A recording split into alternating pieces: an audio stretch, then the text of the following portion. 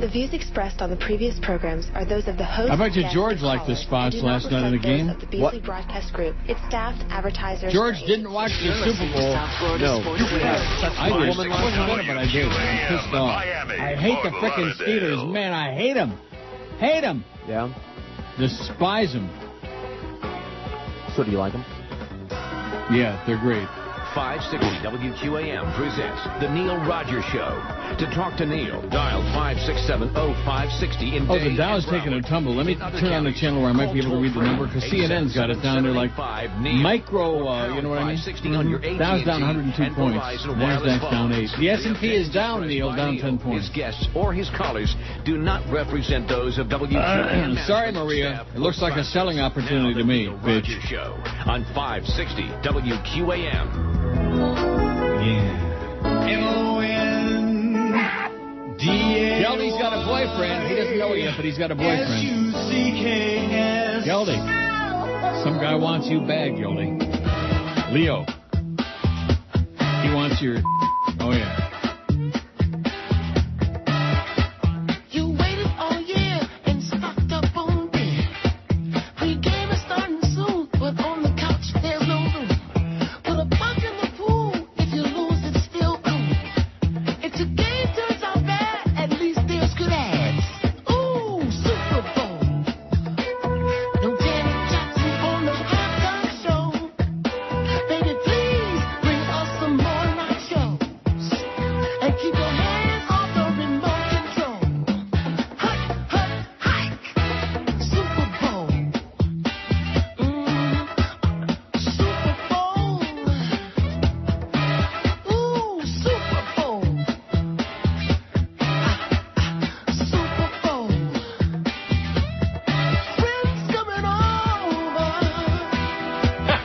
Sprawled on the sofa. Until it's over. Friends coming over. Okay, 10:01 at 560 WQM. George didn't watch any of the Stupid Bowl, so he's not going to be of much use today. But then again, Yeah. got the Big O at 2, Mad Dog at 4, Dolphin and Night at 7, and then we got the DA show 8 to 11. Oh, my God. Wow. Nobody's at anywhere because it's all over, except for the Pro Bowl, and then the wall of football comes crumbling down. It's all over for months and months and months. What are we going to do then? What are we going to do now? Huh? Say the same What are thing we going to do now, the same George? thing over and over again. No more football. We'll talk about the Canes. Crappy coaching by Arizona, by the way. They're at the end of the first half. They're losing 10-7. There's 18 seconds left. They got no timeouts left. So kick the field goal and go into the locker room. You got badly outplayed in the first half. You could wind up 10-10 tie at halftime. A real psychological lift. No, instead, here's that little pass at the goal line, intercepted, run back for 100 yards. And now instead of 10-10, it's 17-7, a 10-point swing. 10-point swing, and they still came back and took the lead late and then blew it. Bad coaching and just total lack of discipline. A lot of stupid personal foul penalties. But it was okay. It was a great game. Probably the best Super Bowl game I've seen in a long time, except the ones where the Patriots win. Oh, geez, we hate your Patriots, Neil. When are you going to stop with that crap already? I'm not. Rich, and I've got some really good, well, not a whole bunch of them, but a couple of pretty entertaining emails.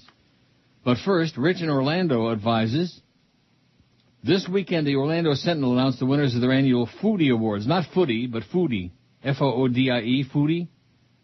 Okay. And the winner for the best burger from both the readers and the critics was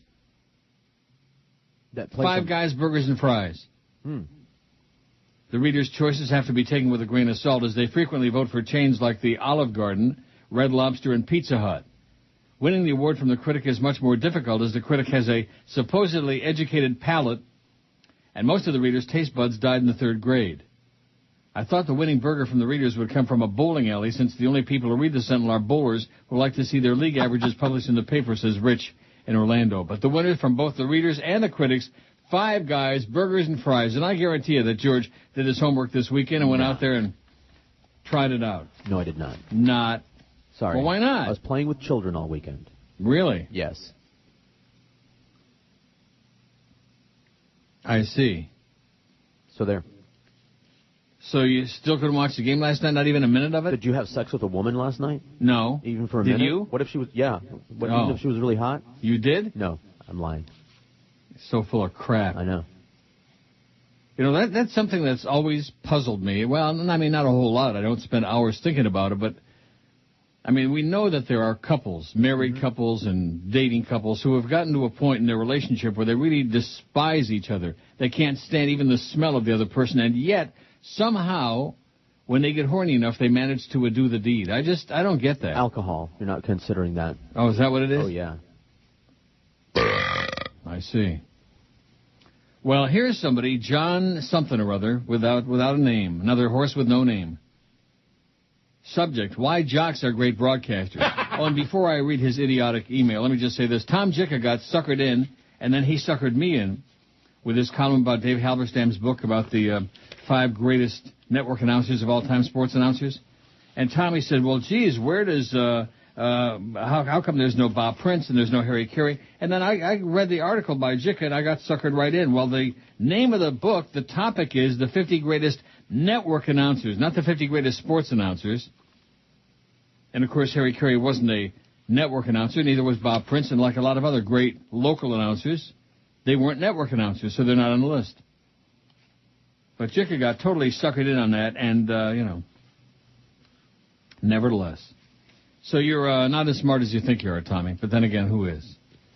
So John, with no name, says, the reason there are so many jocks in broadcasting is because they are good. Oh, my God. This is just one of the all-time greatest. 567 08560. That's where you see some arm problems. I got your Crobonics right here, homeboy. Yeah, there's just one example of zillions I could give you of illiterate, inarticulate ex-jocks. Dumb. Dummies. The reason that they're in broadcasting is because they're good. They might not have any formal training in broadcasting, but they add another dimension. Yeah, illiteracy and stupidity is what they add, John. Since they're ex-players, they can give us great insight and anecdotes. They take us inside the mind of the players as only an ex-player can. I don't want to be inside the mind of the player. I want to enjoy the game. Maybe now you understand why listeners love jocks in the booth. I don't think anybody ever said listeners love jocks in the booth. It's just that the jocks love being in the booth, and it's something for them to do when they can't play no more. When they can't coach or play anymore, all of a sudden, they're broadcasters. Somebody waves that magic wand, and poof, they're a broadcaster. Where's that magic wand? There it is. How come I don't have that? I don't know. I'll give it to you if you want. No. Oh, and we got some new production here today. Let's hear it. We got a new rejoin. Don't panic now. You're listening to Neil Rogers. Well, here we go again. On South Isn't that Florida exciting? Sports Leader. 560 QAM. I mean, the production on this station, thanks to Clarence being a lazy dork, is older than Methuselah. Now, let's see. Oh, here I put the date on this one. You're listening to South Florida Sports Leader. 560 WQAM, Miami, Fort Lauderdale. There's that guy with a melodramatic voice who's trying so hard to be John Facenda, but he doesn't hold up. That's why listeners love jocks, but you're an idiot, okay? And obviously you grew up in an era where only dumb jocks were broadcasters, and you didn't grow up in the era where we had really great broadcasters doing sporting events. Just a few. Al Michaels, by the way, did the Super Bowl last night. Is Al Michaels an ex-jock? No. Did he play the game? No. John Madden, of course, was a hell of a coach, but I don't know. I'm getting a little tired of him. I always liked Madden a lot, but I'm getting a little bit tired. He's got to analyze every play when the play is over. And even if there's something else going on, he distracts us by going back and rehashing the last play and why this guy did this, and he grabbed him around the nuts, and he did yada, yada, yada, and that's it. Every play. Oh, God. Here is the greatest email, perhaps, of all time. The Geldy women. Yeah. Okay. Leo Austin. This is his third email, and it's short, but it's so sweet. Defending Gildy. If I have to write in every day to convince you how great Goldie is, I will. You could write in 10 times a day, Leo, and you're not going to convince me of anything, because you're full of it. Goldie does belong on the air. So what if you don't like his voice? Did you know who else has a bad radio voice? Howard Stern. Look how successful he is. I got news for you. Stern has a great voice. Whether you like his shtick or not is not relevant. Stern, one of the best things he got going for him is that voice. In fact, remember when I told, what's his name? What's his name? Ron Diaz? Oh, yeah, he thought that he sounded like Howard, and he got all upset about that. Yeah. And that's the only thing he had going at all. Is that vocally, he sounded very much like Stern. Do you know who else has a bad... Obviously, Leo, your taste is in your tuchus. Now, wait a minute. Wait till you hear this. A friend introduced me to Goldie a long time ago when I needed to listen to a Panthers game on the radio. He brought the game to life and did a great job. It was amazing, and I became a Goldie fan ever since. Now, here comes the greatest line in the history of all the emails. And I also noticed WQM.com has a picture of Goldie on there. Could your hate for Goldie stem from the fact that he is handsome and you know you can't have him? Oh, Leo, you've done it. You struck the mother lode, Leo. You hit the jackpot, crackpot. He's handsome and I can't have him. First of all, handsome with that beak. Stick to the ladies, Leo, although I doubt that you are with the ladies because obviously you're so enchanted with Geldy. There's something there that meets the eye. Yeah. Oh, yeah. That wants to meet the eye. Yeah, that wants to meet the meat. Wow. Well, good luck to you, Leo. Keep writing away, okay? Someday you'll convince me not that this sound makes a broadcaster.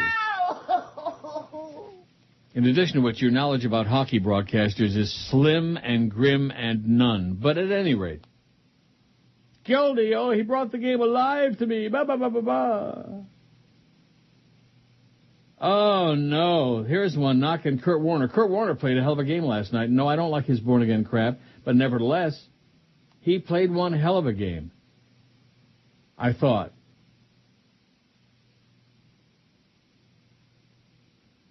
Here's one from me. It's always me. I see. Good morning. Hey, remember the Spiced Apple restaurant on Griffin Road? The best corn fritters and salad bar. That's all I got. Have a nice day. We're not going to start with the restaurants again, okay? Enough with that crap. Call Footy on his show. He don't have one, but call him up. God. Can you believe that? The Spiced Apple. It used to be Alan Burke's sponsor. Then when he got canned, they were my sponsor. They had my name on one of the booths. And the interesting part of it is I never ate there. I don't think. I think they brought in food one time to the station. Maybe IOD. Okay. But I never ate in there. But they had my name, and now they're out of business. Long since gone, right? It's a Spiced Apple? Yes. How do you know? Well, I think the field is at that location now.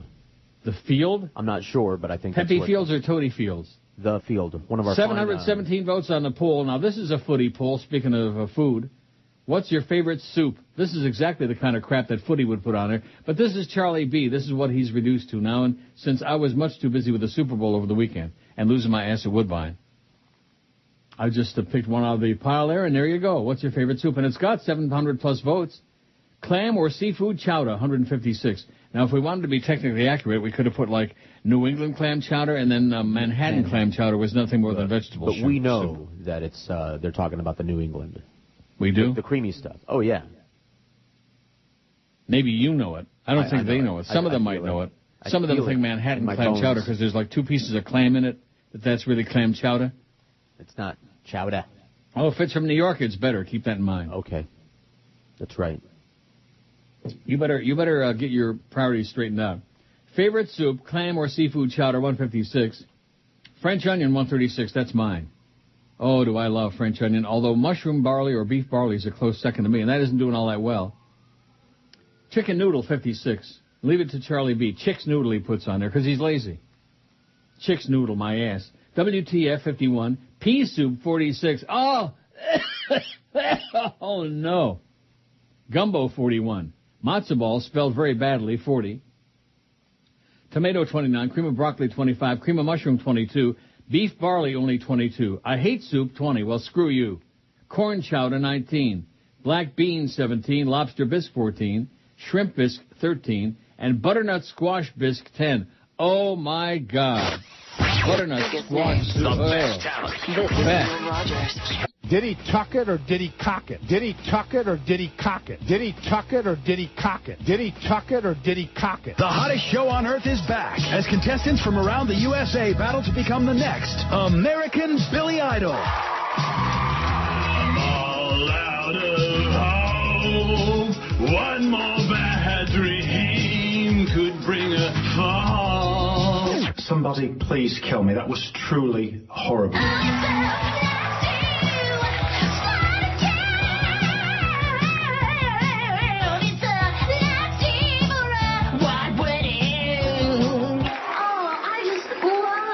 Your name is Billie. That's such a great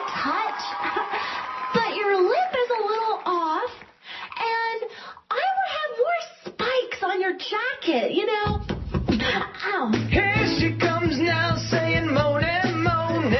Hello, everyone. This is the real Billy Idol. I'm not American. Shoot him down, turn around and come on moaning. But someone will be crowned the next American Billy Idol. So I guess you missed the boss and all the trappings at halftime and the pregame and the 85-hour festivities? I didn't miss a thing. No, you did not, because I saw about a minute of the boss. No, maybe like 20 seconds more like it. He couldn't sing his way out of a paper sack if somebody shoved an Uzi up his ass. He is strictly state of mind. He is to music what the Rascal House was to food. The boss! He's just a screamer. He shouts and screams and makes a lot of noise. Yeah, that's the boss. And yet we were supposed to tune in to watch the halftime thing because he was singing. Yeah. Although, thank God we didn't have Justin Tinkerbell and Janet back again so that the FCC would clamp down on everybody again. Oh, please, please. Cracker, please. Can he belt one out or not? No. Oh. Guess who died? You can kill that anytime you want. Guess who died? I don't know. Ingemar Johansson. Oh, really? Do you know who that is? No. Was? Director or something? No. Okay, then no. Ingemar Johansson, 76, dies. Swedish boxer stunned the world by knocking out Floyd Patterson. Oh, no. Never heard of him. Les Kiter, I can remember that one of those fights. There was one fight where they, knocked each other down in the same round. But at any rate, you're not into that because it's too sportsy, and I'm not into it either. I hate it. Should have been banned a long time ago. It's barbaric. Boxing, whatever. What? Ancient boxing? No. Ancient boxing? I don't follow ancient boxing from the olden days. From before. What does that mean? You follow boxing from the current days? No, that's the part of the joke there. I see. Somebody will explain it to me later on. Ingemar Johansson stands over the fallen Floyd Patterson in their 1959 heavyweight title fight at Yankee Stadium in New York, and it's got a picture here which I can't show you on the radio. Johansson from Sweden became only the fifth heavyweight champion born outside the USA. Johansson died at a nursing home in Kungsbacka on Sweden's west coast, said Stig Calderborn, Stig, S-T-I-G, Stiggett, a close friend who sparred with Johansson when they were in their teen. He sparred with him. Calderborn said he didn't know the cause of death, but the Associated Press said that Johansson had recently returned to the nursing home after being hospitalized with pneumonia. You know, there actually are people who say that, pneumonia? There are people that say lots of stupid stuff. Lots of crap, right? Like that jocks are great sportscasters. Oh, that email was just choice. One of the all-time best. Not nearly as good, though, as Leo. I mean, Leo and Geldy. They get... Yeah, they're going to elope. Johansson's daughter, Maria Gregner, told Swedish news agency TT that the former champion died just before midnight Friday. Johansson was diagnosed with Alzheimer's and dementia more than 10 years ago. Couldn't have been that boxing. Could it all those hits to the head? When he lived in Stockholm, he spent the rest of his life in Kungsbacka, only a few miles from the house where he grew up. Dementia. I can't even imagine those cauliflower ears, like Rocky Marciano had and Rocky Graziano. And, of course, look at Muhammad Ali. He's looking pretty good. On June 26, 1959, Johansson knocked out Patterson in the third round at Yankee Stadium to win the heavyweight title. He floored the Americans 7 times in the third round before referee Ruby Goldstein stopped the fight 2:03 into it. Back home, hundreds of thousands of Swedes listened to the live radio broadcast at 3 a.m. As Johansson became only the fifth heavyweight champion born outside the U.S., his feat earned him the AP Male Athlete of the Year 1959, the second Swede to win the award. Who would be the first one? Bjorn Borg? Okay, sure. The Swedish chef. You better learn your Swedes, mister, because you sure don't. Nope. Patterson avenged the upset loss a year later in the rematch in New York, knocking Johansson out in the 5th round. In March 61, the Swede floored Patterson twice in Miami before being knocked out in the 6th round in the rubber match. Johansson had 4 more fights, all wins, one of them a knockout of England's Dick Richardson for the European title in 62 before retiring the following year. Johansson was married and divorced twice, survived by 5 children. Ingemar Johansson, Ingo goes down, is dead. He won't be going down no more. Well, he's going down. Somebody press the elevator button because I think Ingo wants to go down. That thing about the elevators, boy, that just spooked me. Yeah, spooky? No. No. No, but I still do occasionally when I get off the elevator. I take my first, I don't look first. You know that look before you leap crap? Mm-hmm. I don't do that. I just take a step confident that I'm going to be on my floor or some floor. You know? Right. Is that a bad thing to do? No. Kevin says, I found a Five Guys play. I don't want to get started with that Five Guys crap again, okay? Enough with that. Yeah. I'll take your word for it that it's great because George is never going to go there. No, I'm not. I'm going to go to 15th Street Fisheries, or I'm going to go to Tropical Acres, or I'm going to go to Highlight Those are Cafe. sit-down places. Those aren't burger joints. Whatever. Oh, stop. In today's economy. In today's economy, it would seem to me you'd be going to a burger joint. I go where I don't have to pay. Oh, freeloader, huh? That's right. Another freaking freeloader. Part of my pay. Well, that's going to come up at that big meeting with Jolly Joe Bell, I'll tell you that. And I'm going to ask him where the hell your car is, too. Where's George's car, you fat ass? I'll bring the laugh track. You tub.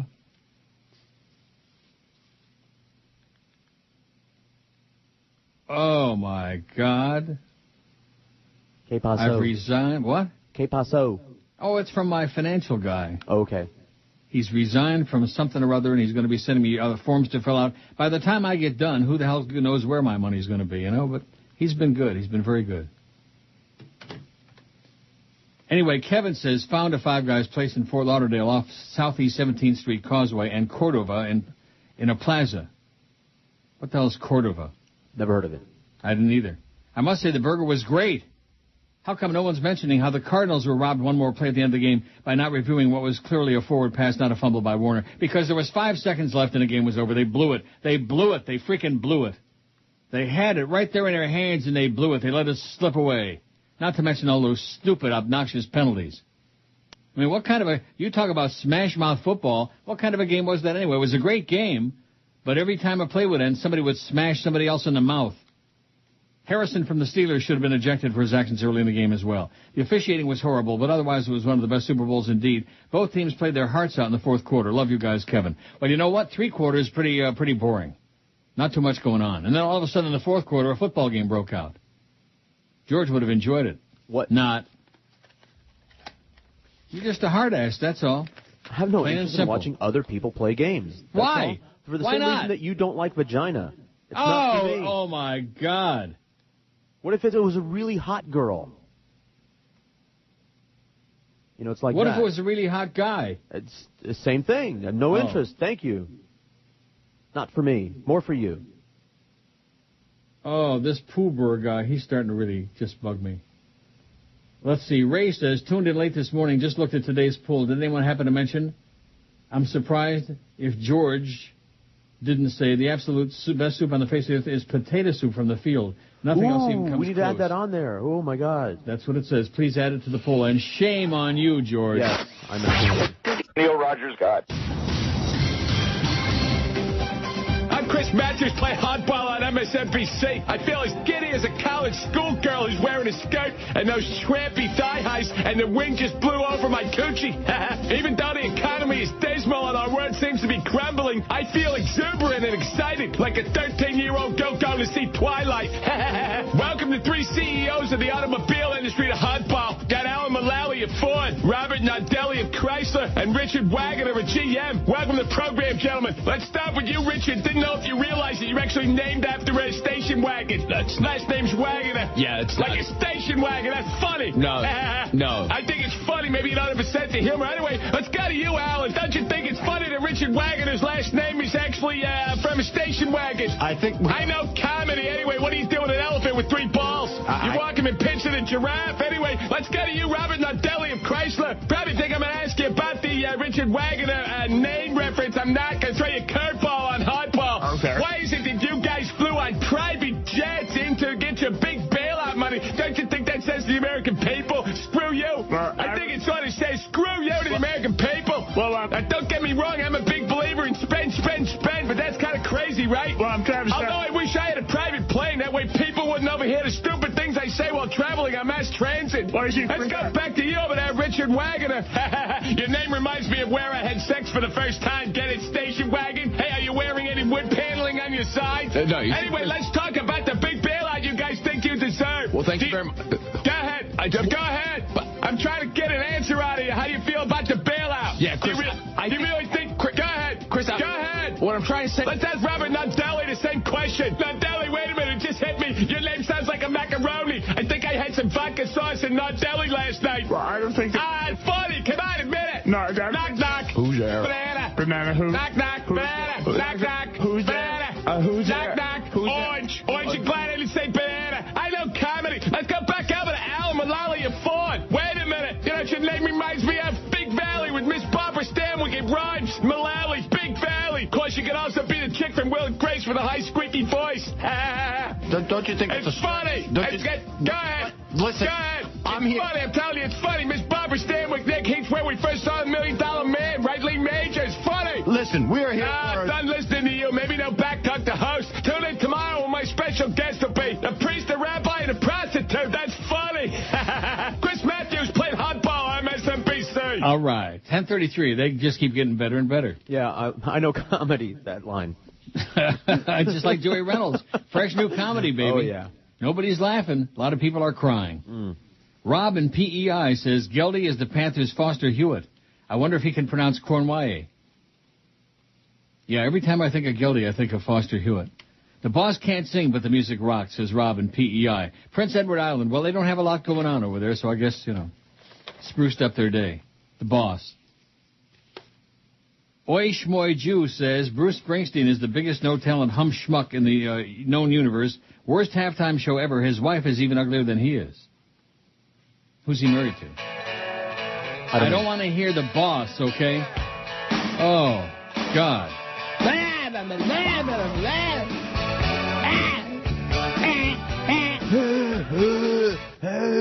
Sorry. He My sucks. impersonation. Oh. John says, hey, George, how about following your boss's instructions? If Neil tells you to go to Five Guys, then go. F off, John. Please You're gonna tell fly. George. Please keep George on his toes, Neil. Anytime you ask him a question, he tries to ignore you, and at best humors you, so you can just leave him alone. No, George, no. Start working and stop slacking off, says John It's not James. my job to go to restaurants, although sometimes it is, actually, when I'm paid to go. Oh, so in other words, if we paid you, you go to Five Guys? Yeah, that sounds good. How about if somebody brought some in? That's wonderful. What a great idea. And then you could pay for it, because you can't take free food and eat it on the air. I'm not going to pay for it. Well, somebody would have to pay for it. Somebody you can't, would. Somebody you can't would. do it because Right. that's the edict I'm from not. Jolly Joe Bell. Right. The edict. See, some of the best stuff that we've ever done was during the course of eating food from different restaurants on the air and Sure. people bringing in food and talking about these people. We've had a lot of fun with that over the years. But, of course, fun is not in the vocabulary of Jolly Joe Bell. All Joe Bell knows about is talking about stupid-ass ball games. And give me the ball, give me the ball, give me the ball. Only morons think like that. I mean, I understand people who enjoy it. Like, I enjoyed the game. It was a hell of a game last night, even though I hated the ending, the outcome. But it's one thing to enjoy it. It's another thing to live it, to eat it, to breathe it, to have it seep through every pore in your body. God. Paul says not to pick nits, but you do have a couple of glaring omissions on there, meaning the pool. Most notably minestrone. That should be on there. And bouillabaisse. The ultimate soup, perhaps. Fat. Bouillabaisse is like somebody took a bunch of dead fish and put them in a thing of water. Oh, my God. Are you schmitting me? Paul must have gotten kidnapped in New Orleans or Baton Rouge sometime. Once upon a time. You can put minestrone on there. That belongs, right? I'm doing it. Bouillabaisse is a soup? Like people, I got an email, is chili a soup? And I just, deleted it. You chili-did it? Like goulash and... Goulash any isn't of a that soup. stuff. I do like goulash, though, it's Hungarian great, but they're goulash. not soups. I know. Can I say I liked it? Yeah, I like it too. French onion is one of those soups, Paul says, that's all too often done badly, but when done right is fantastic. Yeah. We were just talking about that. Right. That very point. Ribollita, Ciopino, and Vichyssoise are also missing. Oh, Vichyssoise. Yeah, right. I will say that I would not want minestrone lumped in with vegetable soups or bouillabaisse and with other seafood soups. Here Don't we worry go about again. it, Paul, because bouillabaisse ain't going on there. We asked, now, what's we your put favorite vegetable soup on there? No. You Well, why wanna? not? All right. See, a lot of people think minestrone and vegetable are the same. Which See, a lot of places they fake it. They give you a vegetable soup with a couple of noodles in it. Oh, here's our minestrone. We're doing what they always do. And we're asking what's your favorite soup, and they hear name as many soups as you can. That's right. Give us a list of all the soups. Go to the Campbell's website. And any of you people, if you eat Campbell's soup, we don't want to know you. We don't want to talk to you. We don't want to smell you. Campbell's soup is a can with water and a few things smeared into it. And a lot of salt. Yeah. Well, and then the low salt. Have you ever had one of those low salt soups? What's the point of that? It's like non-alcoholic beer. Delicious, but no taste. Right. Oh, poor Michael Phelps behaving badly. They're just obsessed with this. He's smoked out of a bong. Yeah. Give me a break. Good. That's about the first human thing we've seen him do. It looked like he was doing it right. So I don't know. Yeah, there you go. Looked like he knew exactly an what active to do. experience. That's right. Try to humanize him a little bit instead of knocking him out. Oh, Michael Phelps smoked dope. Oh, geez, he's a bad role model. Yeah, right. I think he's a good role model. I think if all the politicians smoked a lot more dope, I think the world would be a better place to live in. Brandon says today is usually the highest day of the year for people to call in sick because people eat way too much on Super Bowl day. Like I did, he says. I picked up some fresh brats, roasted them, had them with a load of fries. Today I feel like I need an Alka-Seltzer, but as long as the food is good, who cares? Right. I didn't eat like a whole lot, which is unusual for me. I mean, what would I cook up, I could have ordered delivery. Right. Could have ordered Chinks. Mm-hmm. Or a friend could bring you something. Who? A friend. He brought me lunch last Monday. See? Shocker. I don't think it'll happen again anytime this year, but he did. Brought me some good crap. Let's see. I totally agree with you. The boss does not sing. He yells. That's right, Roberto. I also get grief from my friends when I say the Rolling Stones absolutely blow. No talent, can't sing, songs suck. That's where we part company, Roberto. The Stones have made some fine music over the years. But nevertheless, to each his own. Oh, Phil Ark says, leave Leo alone. Oh, I'm going to print this one out. Great. This is great. Phil Ark. Mm-hmm. If Phil says it, you know it's full of crap. I wonder if he's kin to Joan of. Paul says Springsteen's new wife was the lead guitarist last night on stage with him. At least she's better looking than Stevie Soprano Van Zandt, says Paul.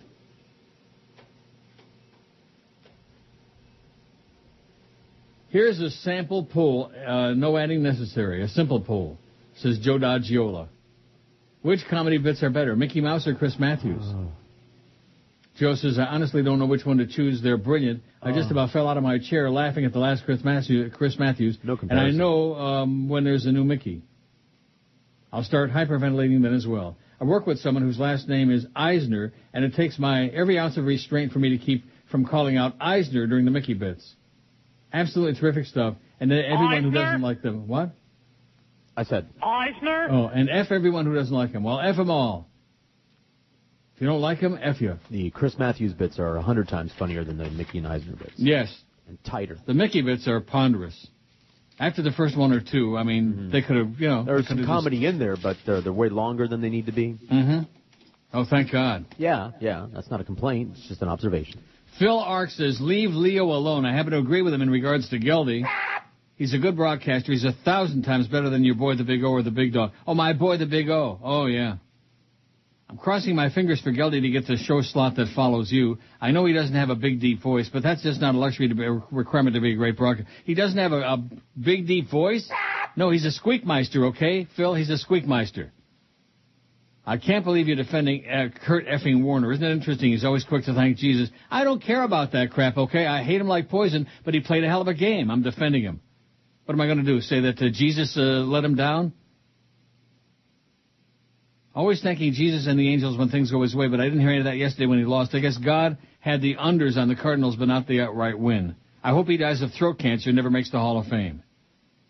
Springsteen was great. What are you talking? See, this is a guy with real taste in his tuchus. A man in his mid-50s running and doing acrobatics with much gusto and energy is really inspiring and exciting, not to mention the great music, which he doesn't make. Better seeing him than some washed-up and boring R&B or Motown has been like they've done in the past Super Bowl halftimes. P.S. I tried the burgers at Five Guys. In my humble opinion, bland and boring, nothing out of this world. Or to write to your mom about. Well, must be sensational then.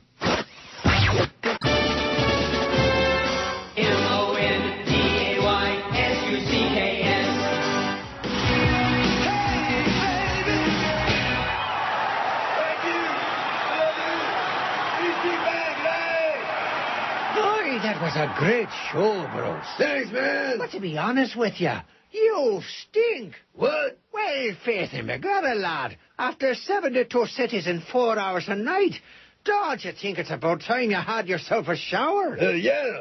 Okay. And I've got just the soap for you. New Irish Springsteen. It's the boss of deodorant soap. Hey, baby. Strong enough for a sweaty roadie. But I like it too. Clean in the USA. Irish Springsteen. Now you won't be smelling like New Jersey anymore. Let me say it again. He never sang a note in his life and never will. 1047 at 560 WQAM. Now, Walt says, because this soup thing, I mean, Yeah. I guess we could have listed every soup that's ever been invented. Right. Walt says, ever had gazpacho? Damn good, hard to find. No, it's damn bad, and thank God it's hard to find. One thing I don't want is cold soup. Soup, yeah. Ooh. The whole idea of soup being a comfort food is that soup Right. is warm and, you know, it soothing. just, Right. oh, yeah. Oh, yeah. It soothes your innards. Cold soup, oh, my God. Ooh. Mm-hmm. And also he says pasta e fagioli is right at the top of my list. Well, learn how to spell it. It's pasta fagioli. Meaning pasta and beans. I love pasta fagioli. Mm-hmm. But the only thing is if it's got too many beans, Right. I don't want like it. beans. What? Because you don't like beans. I hate beans. Right. And they use like kidney beans in pasta fagioli. Yeah, like. It It's a says, better bean. depending on the dialect of Italian being used, the word fagioli may be pronounced as it's spelled or close to fagioli, even vazoo, pasta vazoo. A 1927 song by Van and Schenk capitalizes on the latter pronunciation in the rhyme, don't be a fool, eat pasta fagioli. Uh-huh. Yeah, I like it just fine if it's, made a certain way. Right. We could put that on there if you want, but whatever you want. And certainly we're not putting gazpacho on there. No. We're talking about real soup, not cold soup. Gazpacho my ass. Another thing about gazpacho is what are the kind of beans, those big white round beans they put in there? Not lima beans. No, not lima beans. Navy beans? They're not really beans. What the hell do they call those things? Garbanzos? Garbanzo beans. Now you're talking. Oh, chickpeas? gooey. Yes. Oh. Mealy. Yeah, mushy. Right. What have I always told you? When it comes to the food, Right. man, I don't like mushy. Not all beans are created equal, but those are the mushiest of them all. Yeah, and the word garbanzo beans. Yeah. Feh. Strictly for goyim. Oh, here's a very timely email. The title of the movie you were trying to remember. Last week, you were trying to remember the name of a Jim Carrey movie where he's... we got it, eventually. Stuck in... Yeah, that's right. The name of the movie is called Groundhog Day with Bill Murray. Right. We had that discussion. Yeah, we had that discussion long ago. But thank you anyway so much. Not. Last year you were talking about yada, yada, yada, and I just don't want to give you the answer, like that. God. Oh. Bob says, I used to work at the Red Lobster. They have excellent clam chowder. Yes, they do. But I saw how they make it once. They take the concentrate and then add a gallon of pure cream. It's a heart attack in a bowl, but their seamps are great. Love listening to you here in Connecticut, says Bob. Well, thanks, Bob. Their seamps are great. No, I wouldn't say their seamps are great. See him. Don't even get me started with him, okay? Oh, I'm hungover at in Tampa at the party and blah, blah, blah, blah, blah. Didn't get up till 10:45. The stories aren't up there. He's strictly just a party guy, that's all. He doesn't want to work. He just wants to screw off his whole life. Your buddy, that you're always defending, by the way, speaking of defending people, always defending Cordes. I like him. He's a nice guy. That's not personal.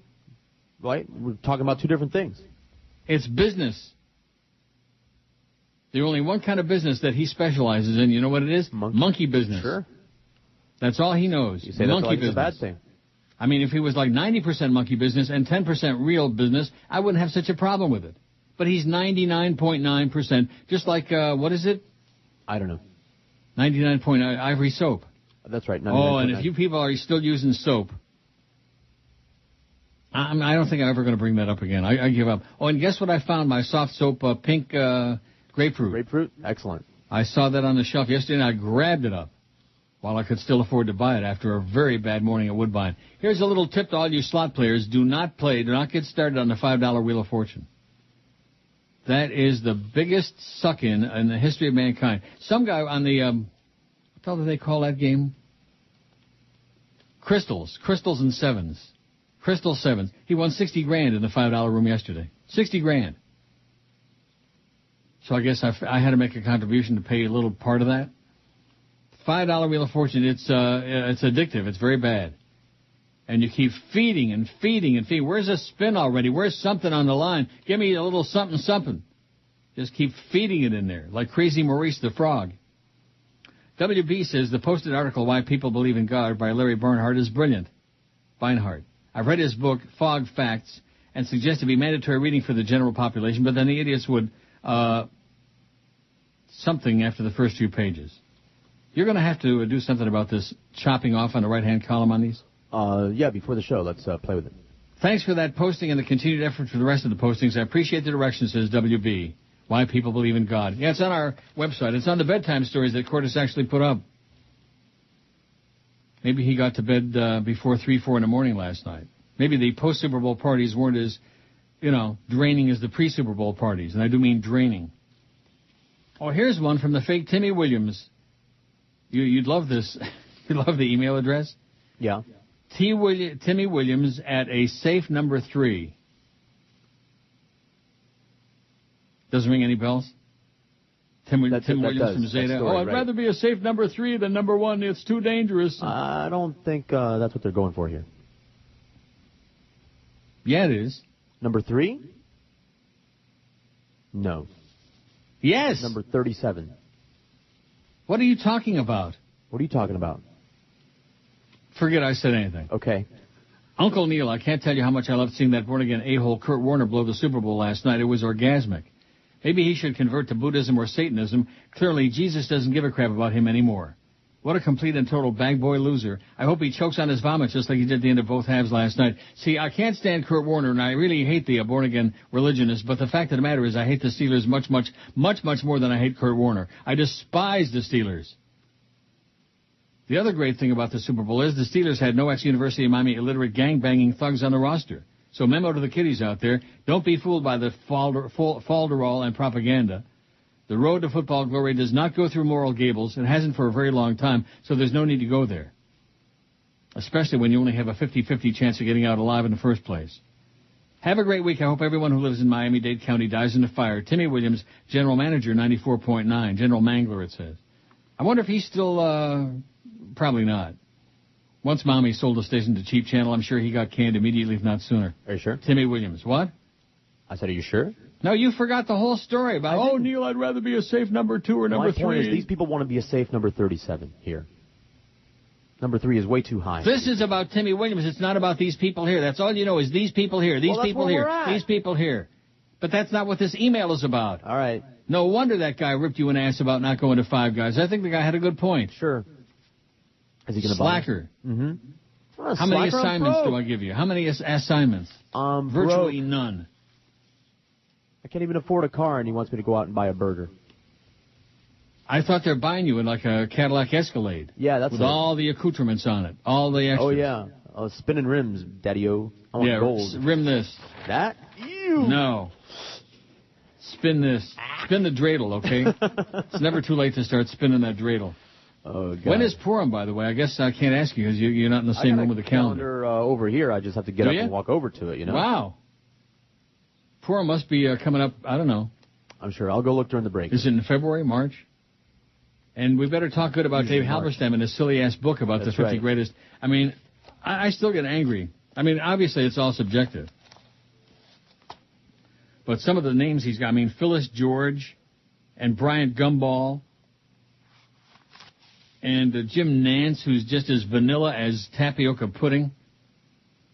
Frank Gifford. Oh, Frank Gifford. Jesus God, Halby. I'm telling you, when the heat canned his ass, it must have affected his mind or something, because he's lost it. Lost it. And Tom Jicka, you owe an apology to the world for writing that crap about where's this one and where's that one and Harry Carey and Bob Prince. They weren't network announcers, Tom, and even you suckered me and you led me down the garden path. This is the Neil Rogers Show. You fairy. This is your brain. Any questions? Soda and shampoo and coffee and water, gel candles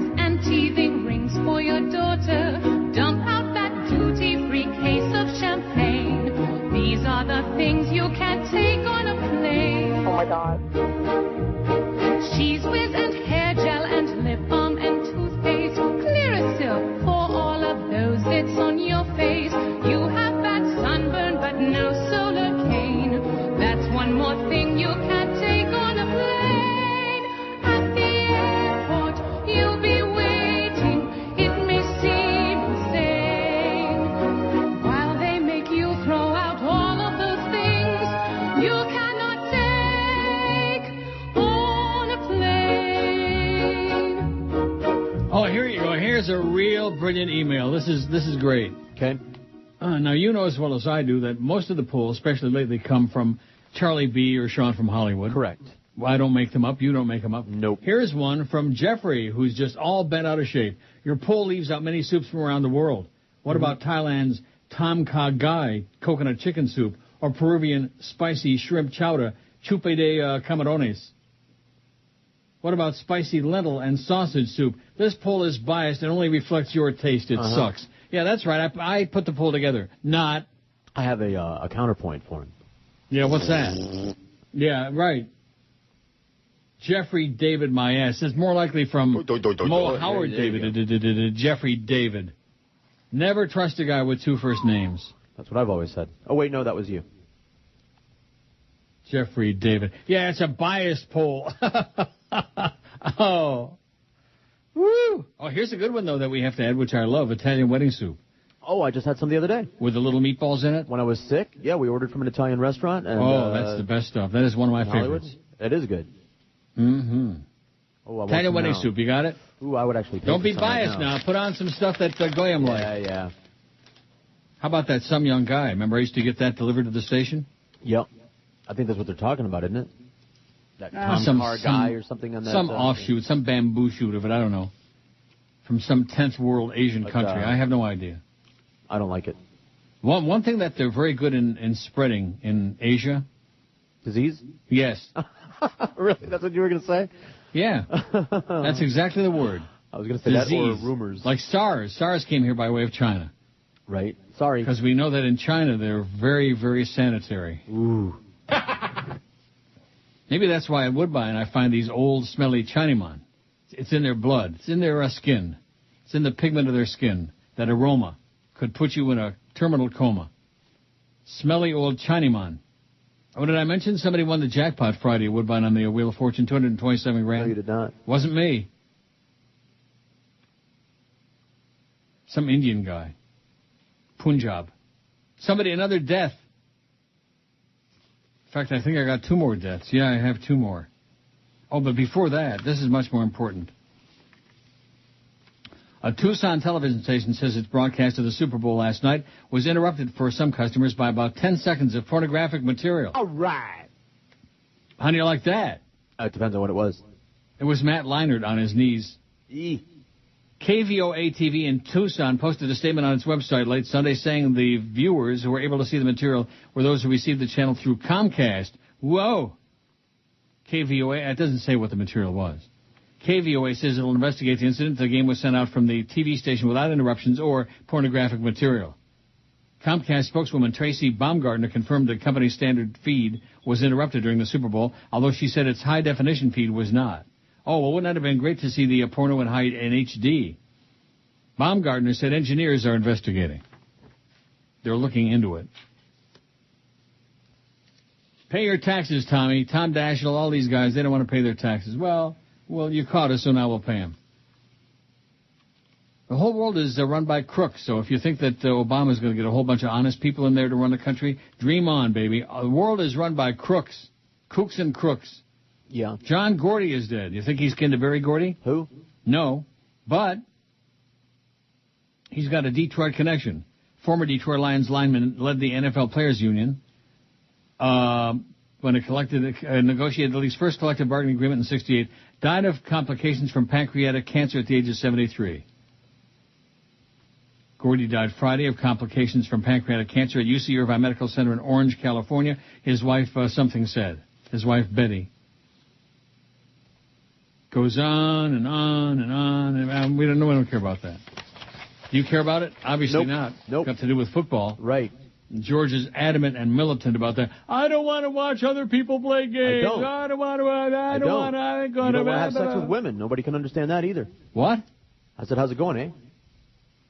Oh, I'm the only one who doesn't have sex with women? Is that it? No, and I'm not the only one that didn't watch the Super Bowl. Or that doesn't like to watch men play games. I'm perfectly capable of doing that myself. Thank you very much. You play football? No. I play football? I play the games that I enjoy playing. Another dead guy. Who? Robert Stone. Who? Former top executive at the Hertz Corporation who in the 1970s hired O.J. Simpson as a pitchman for the car rental giant. Died he was 87. Didn't die soon enough to make me happy. Who? Robert Stone. He was a former top executive at Hertz. He hired O.J. to do those spots where he was jumping over the counter. I heard it. I was just ignoring it. Well, you are absolutely impossible today. Sorry. I think Geldy's going to come in and give you a spanking. Was that make fall you I squeal took on just Saturday. like he does. Make you make those sounds. I don't know if I could do that. You know, the idea that there are people defending Geldy being on the air is so ludicrous to me. I mean, it's like saying a nice sunny day, like today, the sun is shining, it looks nice from inside. A nice sunny day when the temperature is 75 is a hell of a lot worse than a day when it's like 45 below zero and there's 4 feet of snow on the ground. Mm-hmm. Even I wouldn't say that. All depending on where it is. Stone became chairman and CEO of Hertz in 1972. It is now known as Hertz Global Holdings. It was Stone's decision to hire football star Simpson as the spokesman for Hertz in a series of iconic TV spots, his wife said. At the time, Simpson was a national sports hero, not a murderer yet. The ads featured Simpson leaping over luggage inside airline terminals. An avid sportsman himself, Stone wanted an athlete to represent Hertz. He was tired of watching commercials with actors who didn't do anything but talk. Simpson, she said, was fabulous at that particular moment in time. He was a different O.J. He wasn't a murdering thug criminal slimeball who's in the Slammer for years and years and years. Oh, my God. Oh, can you imagine the gnashing of teeth in QAM? Mm-hmm. Oh, poor O.J. They screwed O.J. Under Stone's leadership at Hertz, the company's revenue increased from $21 million in 72 to $200 million in 78. Stone left Hertz in 78 to become CEO for Columbia Pictures. He retired in 1983. Retire! But continued to serve as a consultant. 80 Fortune magazine named him one of the 10 toughest bosses to work for.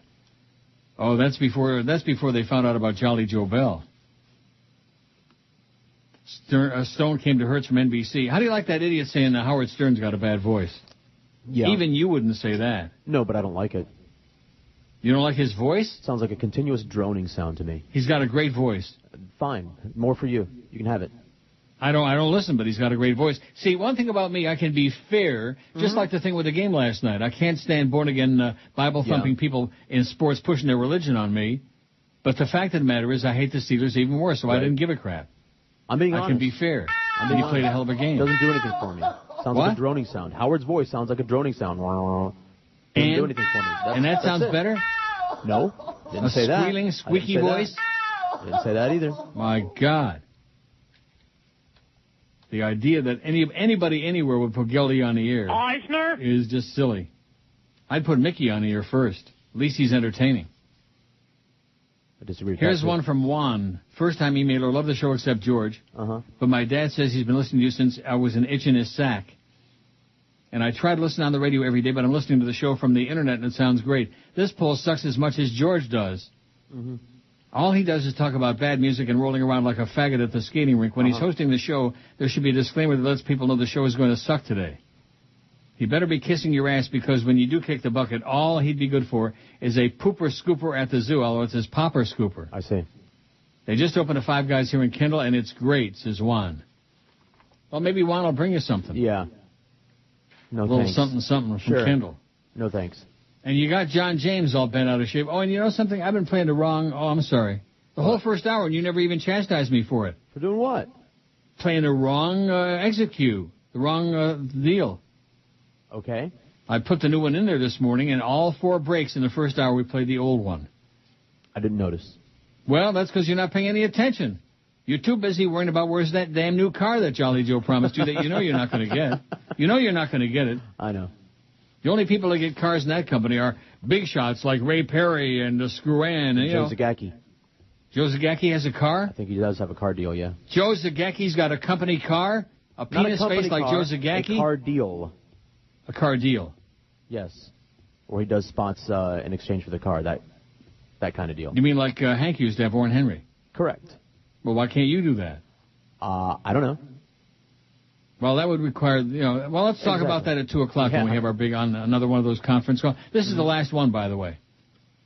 I could be out there making back all the money I lost yesterday at Woodbine, and instead I got to spend an hour on the phone with you lunkheads. Now, who's going to be in this meeting? Or we can't talk about it on the air? Sure we can. Sure we can. You and Jolly me, Joe and Flea. Chris Jones. Clarence. Is Clarence in this meeting? I don't know. Chris Jones. Chris Jones, the sales manager. Does he even know my name? Does he know that we have a show here midday that kicks ass and has the highest ratings on the station for 11 years plus? No. Oh. John James has a challenge to George. He says, I challenged George to an IQ test. Oh, George, please. you're not half as smart as you make everyone believe. If I beat you in the IQ test, you have to go out and eat Five Guys burgers. No, I'm going to challenge John James to a physical contest. And if I beat him in the physical contest, then he gets to crawl off bleeding. Oh, Neil! You're listening to Neil Rogers. What are you, drudge packing? All the stunt rejoins all the time. Just to keep you on your toes. Yeah. On your toes. Debt is all around me. Everybody's broke. I'm dying over here. The economy is drowning. They got us by the throat. I'd like to do some driving, but can't afford to go.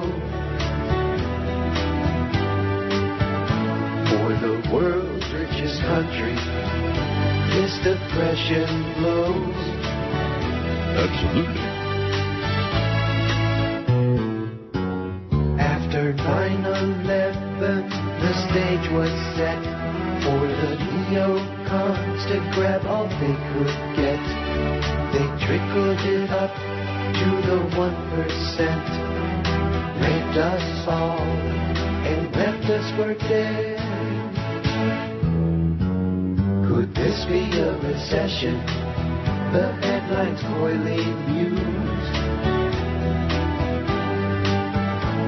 There's people going hungry. You won't see that on the news. It's like the 1930s, another grapes of wrath, where just the rich and dirty can afford to buy gas.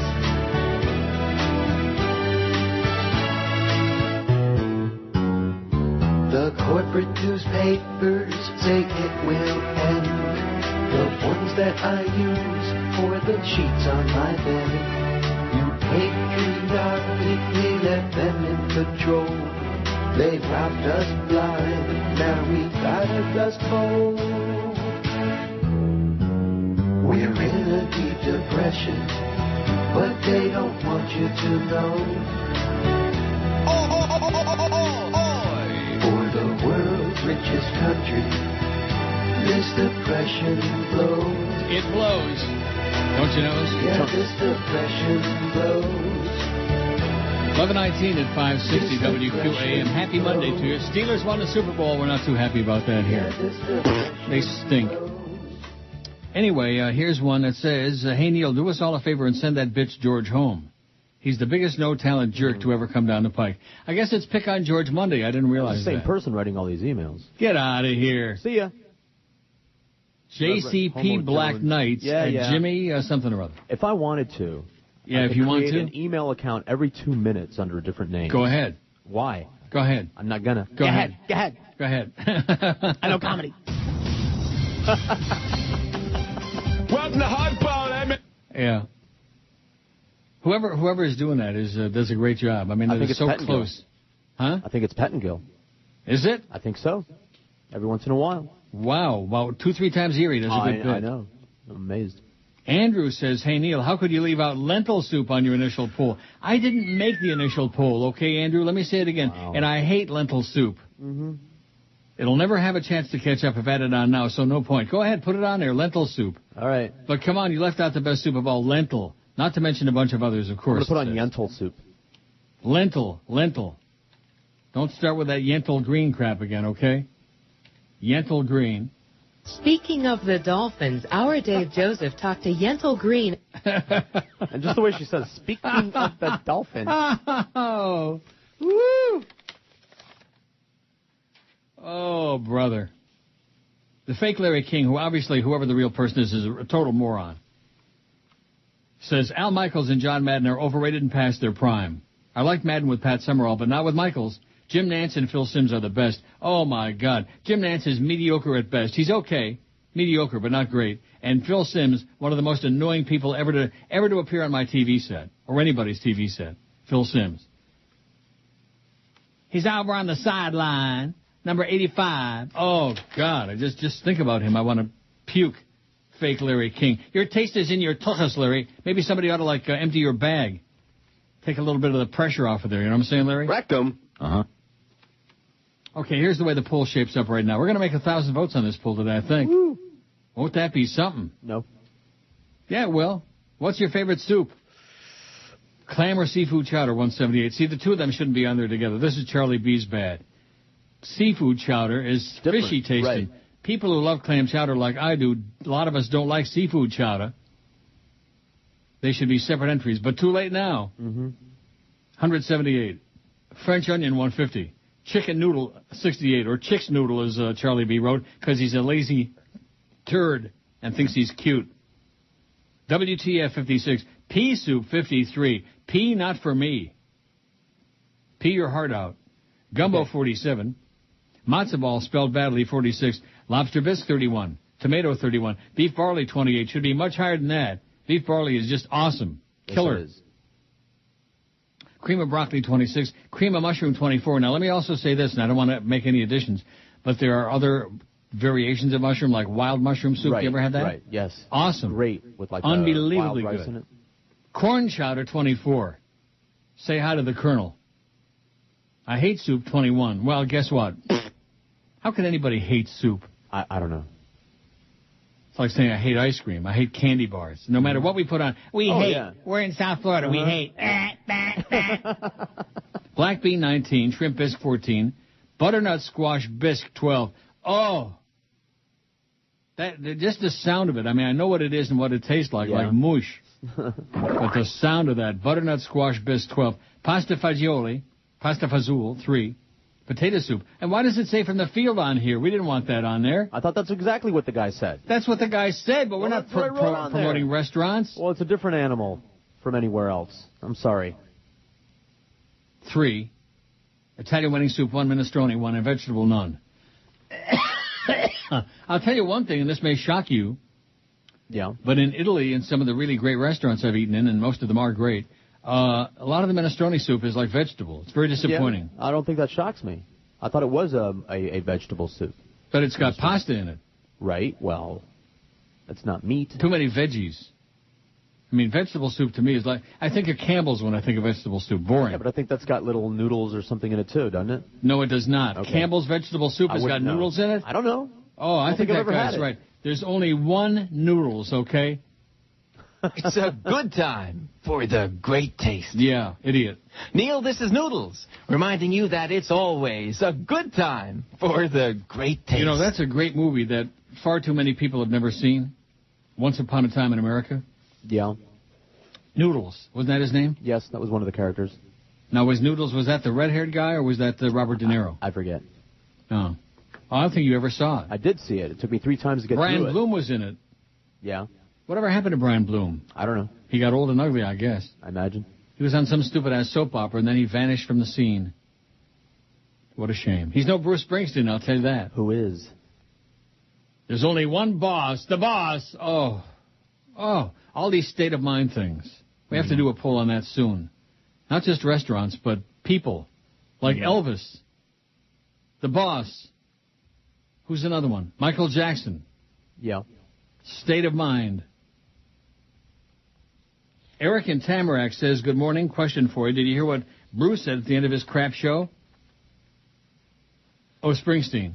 I'm going to Disneyland. Did you catch that? Last I knew, Disneyland was in California, unless I was saying he can't wait to get out of this godforsaken state. Disneyland. Not Disney World, Disneyland. Love the show and I hate Goldie, says Eric in Tamarack. How do you like that, Goldie? Hates you like poison, wishes you would croak. Can't stand the squeaking. Enough of the squeaking. You know, it's really what a shame. I mean, not just because for this reason, but if she were still around, which she's not. The thanks for calling lady? Oh, yeah, Faye. She could do a thing for her. Enough of the squeaking. Enough of tapioking. Right. To your mother also. Have a decent pace off. And you never found out when Purim was. No, damn it. Well, during the break, that'll be something really very productive for you to do. O'Neill. You're listening to... Stunt rejoin. Yep. And what the hell has happened here? Wow. 3 times. MONDAYSUCKS.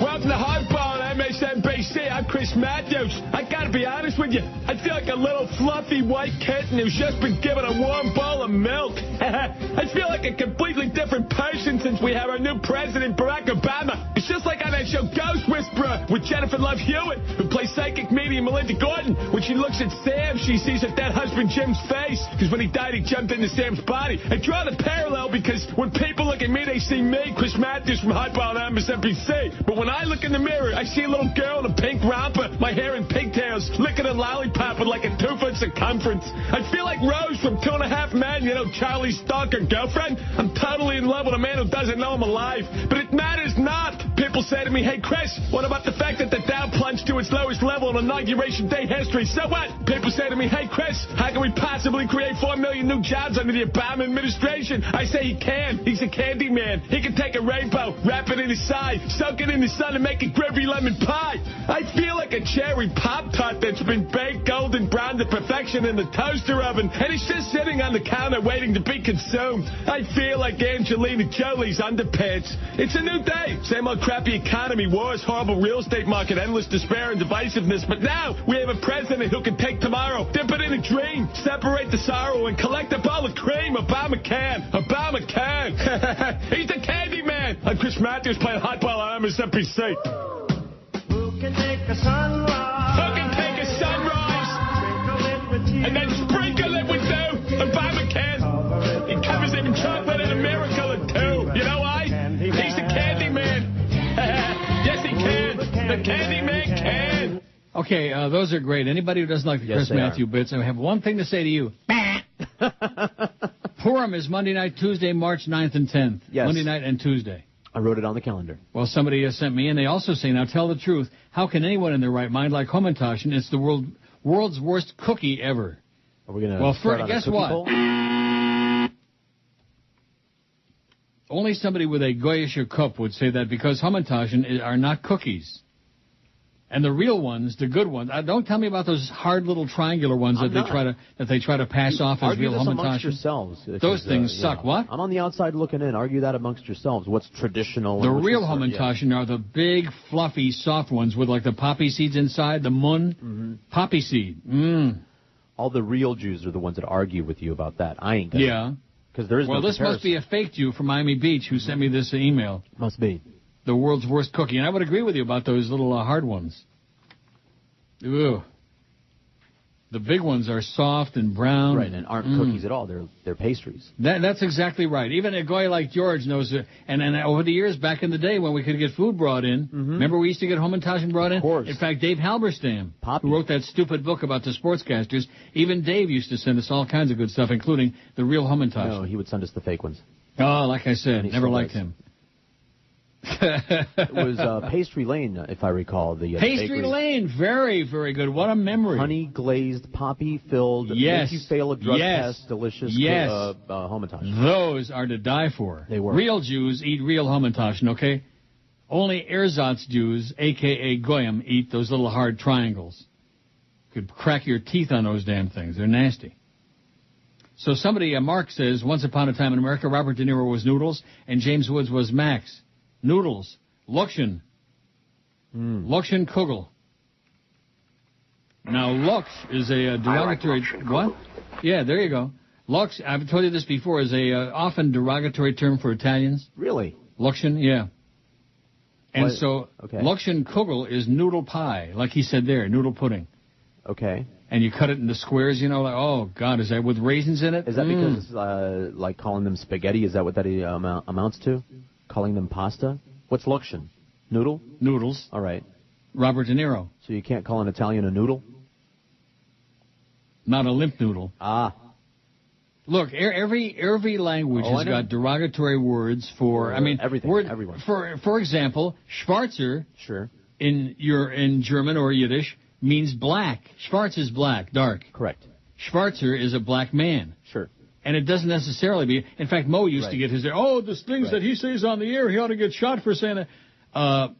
Unless you intend it to be derogatory, it doesn't necessarily have to be. Correct. Like in a Spanish. Schwarzer is a black man. A Schwarzer is a black woman. In Spanish, the word for the color in the person is the same, and it's not derogatory. It just happens to be negro. Negra? Negro. Is that why they call me Mama Negra? That must be why. Is it black? Once Upon a Time in America is superb, says Mark, so long as you're watching Sergio Leone's 4-hour version and not the shortened version released by the studios, which was told in chronological order and made no sense whatsoever. I've seen it a dozen times and find new details with each viewing. Well, I guess in 4 hours you would. Mm-hmm. One stormy Sunday, I watched The Godfather, Godfather Part 2, and Once Upon a Time in America back to back to back. All three amazing. Amazing. Oh, and last night on A&E, they had a thing about The Godfathers versus the law or something like that. Okay. And I came upon the part with Lucky Luciano. Okay. It was pretty interesting. I mean, the thing I wonder, he was getting all these other mafia dons killed, and how come they never got him? He was more careful? He was more careful, I guess. He had better wasn't the one that was bodyguards. slipping. You know, the other ones, they were slipping. The Don was slipping, all due respect. Could I have gotten him 5 years ago? 10? See? No. No. But then again, Fredo. Mm-hmm. Fredo is the bodyguard. Where was Paulie? Oh, he was sick. Uh-huh. He's been out sick all winter. That's Strunz. Oh, Paulie, that's Strunz. That is one of the great lines. Very short and sweet. Oh, Paulie, won't see him no more. See, you can talk about Once Upon a Time in America all you want, but we could do Godfather quotes all day long. Oh, Once Upon a Time in America doesn't have any quotes that I can recall? No, there's just no comparing the two movies. No. It's good, but still. It's great. No, it's not good. It's great. Okay, but still, it's no Godfather. And when you see James Woods' zits popping out in that garbage thing at the end? Yeah. Garbage truck? Isn't that supposedly what's going on in there? James Woods' body is in the garbage truck? Yeah, that's the implication. And the zits are like pouring out of there. Gives me the schmitz when I see that many zits. Oishmoy Jew says, I had garbanzo bean soup in a Cuban restaurant in St. Augustine. It was great. Send George to Hialeah, picks them up, and FedEx it to you overnight. Otherwise, no soup for you. No soup for you. Yeah, no. Yeah, kasachois. I wouldn't do that to you, don't worry. I would not eat garbanzo soup. And I wouldn't send it to you, so. Now, let's see. Garbanzo bean soup. Am I confusing garbanzo bean soup with gazpacho? I don't think so. Garbanzos are chickpeas. I know what they are, but is that is soup also cold? No. Oh. I don't think so. Well, gazpacho is cold. Yes. Woo. And isn't it like a potato soup, a kind of potato soup? Gazpacho? No, it's a vegetable soup. Okay, then I don't. I looked it up. Okay. I love potato soup, man. I do love. You know what's really great is potato soup with like a little cheddar cheese on top. Well, see, that's the thing about the field. They put like fresh bacon and cheddar cheese on top of it with little diced scallions and everything. Oh my God, that's to die for. I mean, you've that's had right potato up my alley, soup, Sally. and then you've had their potato soup, and there's no comparing any other kind of soup to I that. see. So in other words, you're looking for a freebie there. Is that it? Maybe they'll bring in food someday. I do get freebies there. At the field? They're one of our meal deal sponsors. I know they are. are. Certificates, so. And you still get freebies They're wonderful when I get the certificates. And what about when you don't? Then I don't. We don't have a deal for you this week, by the way. Duff is very apologetic about that. That's all right. We have no restaurant deal okay. for you. I'm on a. You're on a what? A plan. I don't want to call it a diet. I'm not eating like a pig plan for the new year. Oh, Paulie, won't see him no more. Ask me how I'm doing on it. The best lines in the movie are from Clemenza. Yes. Am I right? You are. The funniest. I mean, obviously the Don had a lot of great lines. Yeah, no, leave the gun, take the cannoli. And Santino had a great line. Mm-hmm. What's the matter with you? That's college boy. Here's one. It says, I've seen this many times. It starts in grade school. For example, I was one of the guys picked first in games of kickball, dodgeball, whatever was being played. George was the little scrawny, uncoordinated, pint-sized outcast that was picked last even after the girls. No, sorry. The natural defense for this is the scrawny kid who announced he hates sports, trying to leave the impression that he could play if he wanted to, but chooses not to. No. And everyone knows different. The weight is heavy on the skinny kid's mind. And goes on for years. This goes on and on. No, I was a second-round draft pick right after the Jocks. I could play anything that I wanted to. Second-round draft pick. I'm very good at whatever I want to be good at. And the reason I can't throw a P.S. football... Anyone who tears a hamstring skating with little kids is an uncoordinated, scrawny, I wasn't skating with little kids. I was skating on adult night. Ability. Stay in your chair, George, and just watch movies. Whoever that is, whatever faker, whatever reverend homo that is, I'm going to beat him in any physical contest he can name. I can't throw a football because my hands are tiny, but I can beat him in any other physical contest as long as it doesn't have to do with height. Are you picking on Tiny again? I'm picking on that guy, that fat loaf who wrote that Rob email. says, not sure if this would be categorized as a soup or not, but I love chili. No, it's not a soup. It's not a soup. It's a food. Did not mind Springsteen, but wonder why the NFL can't get someone who has a hit within the last decade. Enjoy George when he sits in for you. Think it's a nice change of pace. See, there's somebody who likes you. There's one. What? No, nothing. I'm just chuckling after that email. That's always the accusation. I'm good at every physical activity that there is. Here's one about BM, Brian Murray, the spokesman. Buffoon, it says. The spokesman. I'm not doing hockey, okay? Sorry. Leafs won 2 in a row. How do you like that? All right, they're on fire. Don't know if you've heard of the Soup Man, but there's one in Aventura. Of course we have. Yes, it's the same restaurant that the Soup Nazi was based on in New Seinfeld. Yeah, we know. I added lobster bisque to the poll just because of the lobster bisque. Tell George to go there ASAP. We were talking about it before the show today. God, they think we're so stupid. They were a sponsor for a while. Here. We've had them in here lots of times. That is correct. We love it. Neil, God. You're fired. You need to pack up your things and go. It is not a good time for me to lose my job. Hey, happy birthday, you're fired. They no longer need me working there. You're fired. Well, guess he's been fired. I have the feeling that the management doesn't care. Whatever. I've been replaced by some computer software. Let go a month before my incredible bonus was due.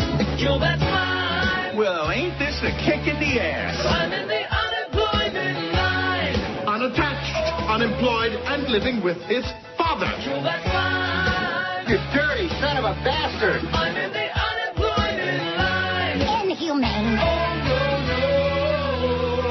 no. I'm the boss. You sick bastard. Really? What did he say, you sick bastard? That's what he said. Oh, well, I thought for a second he said something else. Rhymes with sick. 11:47. Now, what's the story on this meeting at 2 o'clock? Since I got no information it's gonna about happen, it. And I'm. Are we doing it the same way we did the other one? I'm going to sit in the other room on the phone, or am I going to sit in here and everybody's coming in there? Oh, I assumed that it was going to be the same as before. Conference room, and somebody's going to call you. Oh. I'm just assuming that, mind you. Yeah, I know. But that way you can't play sound effects. Oh, that's no good. I got a whole bunch of them in here I would want to play. Make some sounds with your mouth. Like that. That's my message for the management. Oh, God. John James says, why is George surprised most fans hate him? Uh-huh. Look, tell George I'll personally buy him Five Guys burger and take it to the studio and shove it down his mouth. Oh, you guys are starting to get into it. It's the same guy. No way. Homo Jones. Well, here's one that says, George always says it's just one guy doing the hate mail about him. Let's just say he's off by about 100. Uh-huh. Says JCP Black Knights at Jimmy with a number. With a numbered company. Too bad about that horse on Friday, you know. Oh, well. I did my best to do my duty, you know. I know. Can't win them all. Dave Yan says, please add mulligatawny to the list. Did you ever hear of mulligatawny soup? Yeah. As chef and founding member of the Soup Guys, I can tell you it is superb. I've made soup for the past 2 years at the Dania Beach Relay for Life. I've sold many bowls, and this is hands down the winner. It was also featured in the infamous Seinfeld Soup Nazi episode. I won't be participating in the relay event this year, though. They were such a-holes last year because we were drinking wine at the event. Here are some other favorites I've made. Lamb stew and Swiss chard, chicken, shrimp, and andouille gumbo, chili with chipotle and chocolate, pork and tomatillo stew, and mulligatawny soup. By the way, mulligatawny is a curry-flavored soup, so you really like it. Yeah, it says Delaware Farm chicken and fresh veggies flavored with Indian spices. Curry. Oh, get the bowl. So you By want the way, George, chickpeas are not mushy. Stop buying the canned crap and get the dried ones and cook them up. They have a wonderfully firm texture and nutty taste. They suck, chickpeas. Oh, God. They're horrible. And I don't care what anybody says, including this maven. It's funny that they would argue with me when you're the one that was ripping into them. They're mushy. I don't like chickpeas, okay? In a salad, in a soup, and anything. I don't like them. I mean, I don't hate them. I'm not going to, like, spit it out, so to speak. You might. Oh, not another poll suggestion. Oh, the reason, George, is you're right. It's one or two people just with nothing else to do. You're the target du jour. Homo Jones, yeah. The reason George is such a grumpy bitch is jealous of Neil's talent, jealous of Neil's paycheck, ran out of weed, wheel fell off the roller skate, can't get the free car, can't get laid, he's short, all of the above. Yeah. Yours, the honorable and esteemed D-bag Chris Esquire. Oh, God.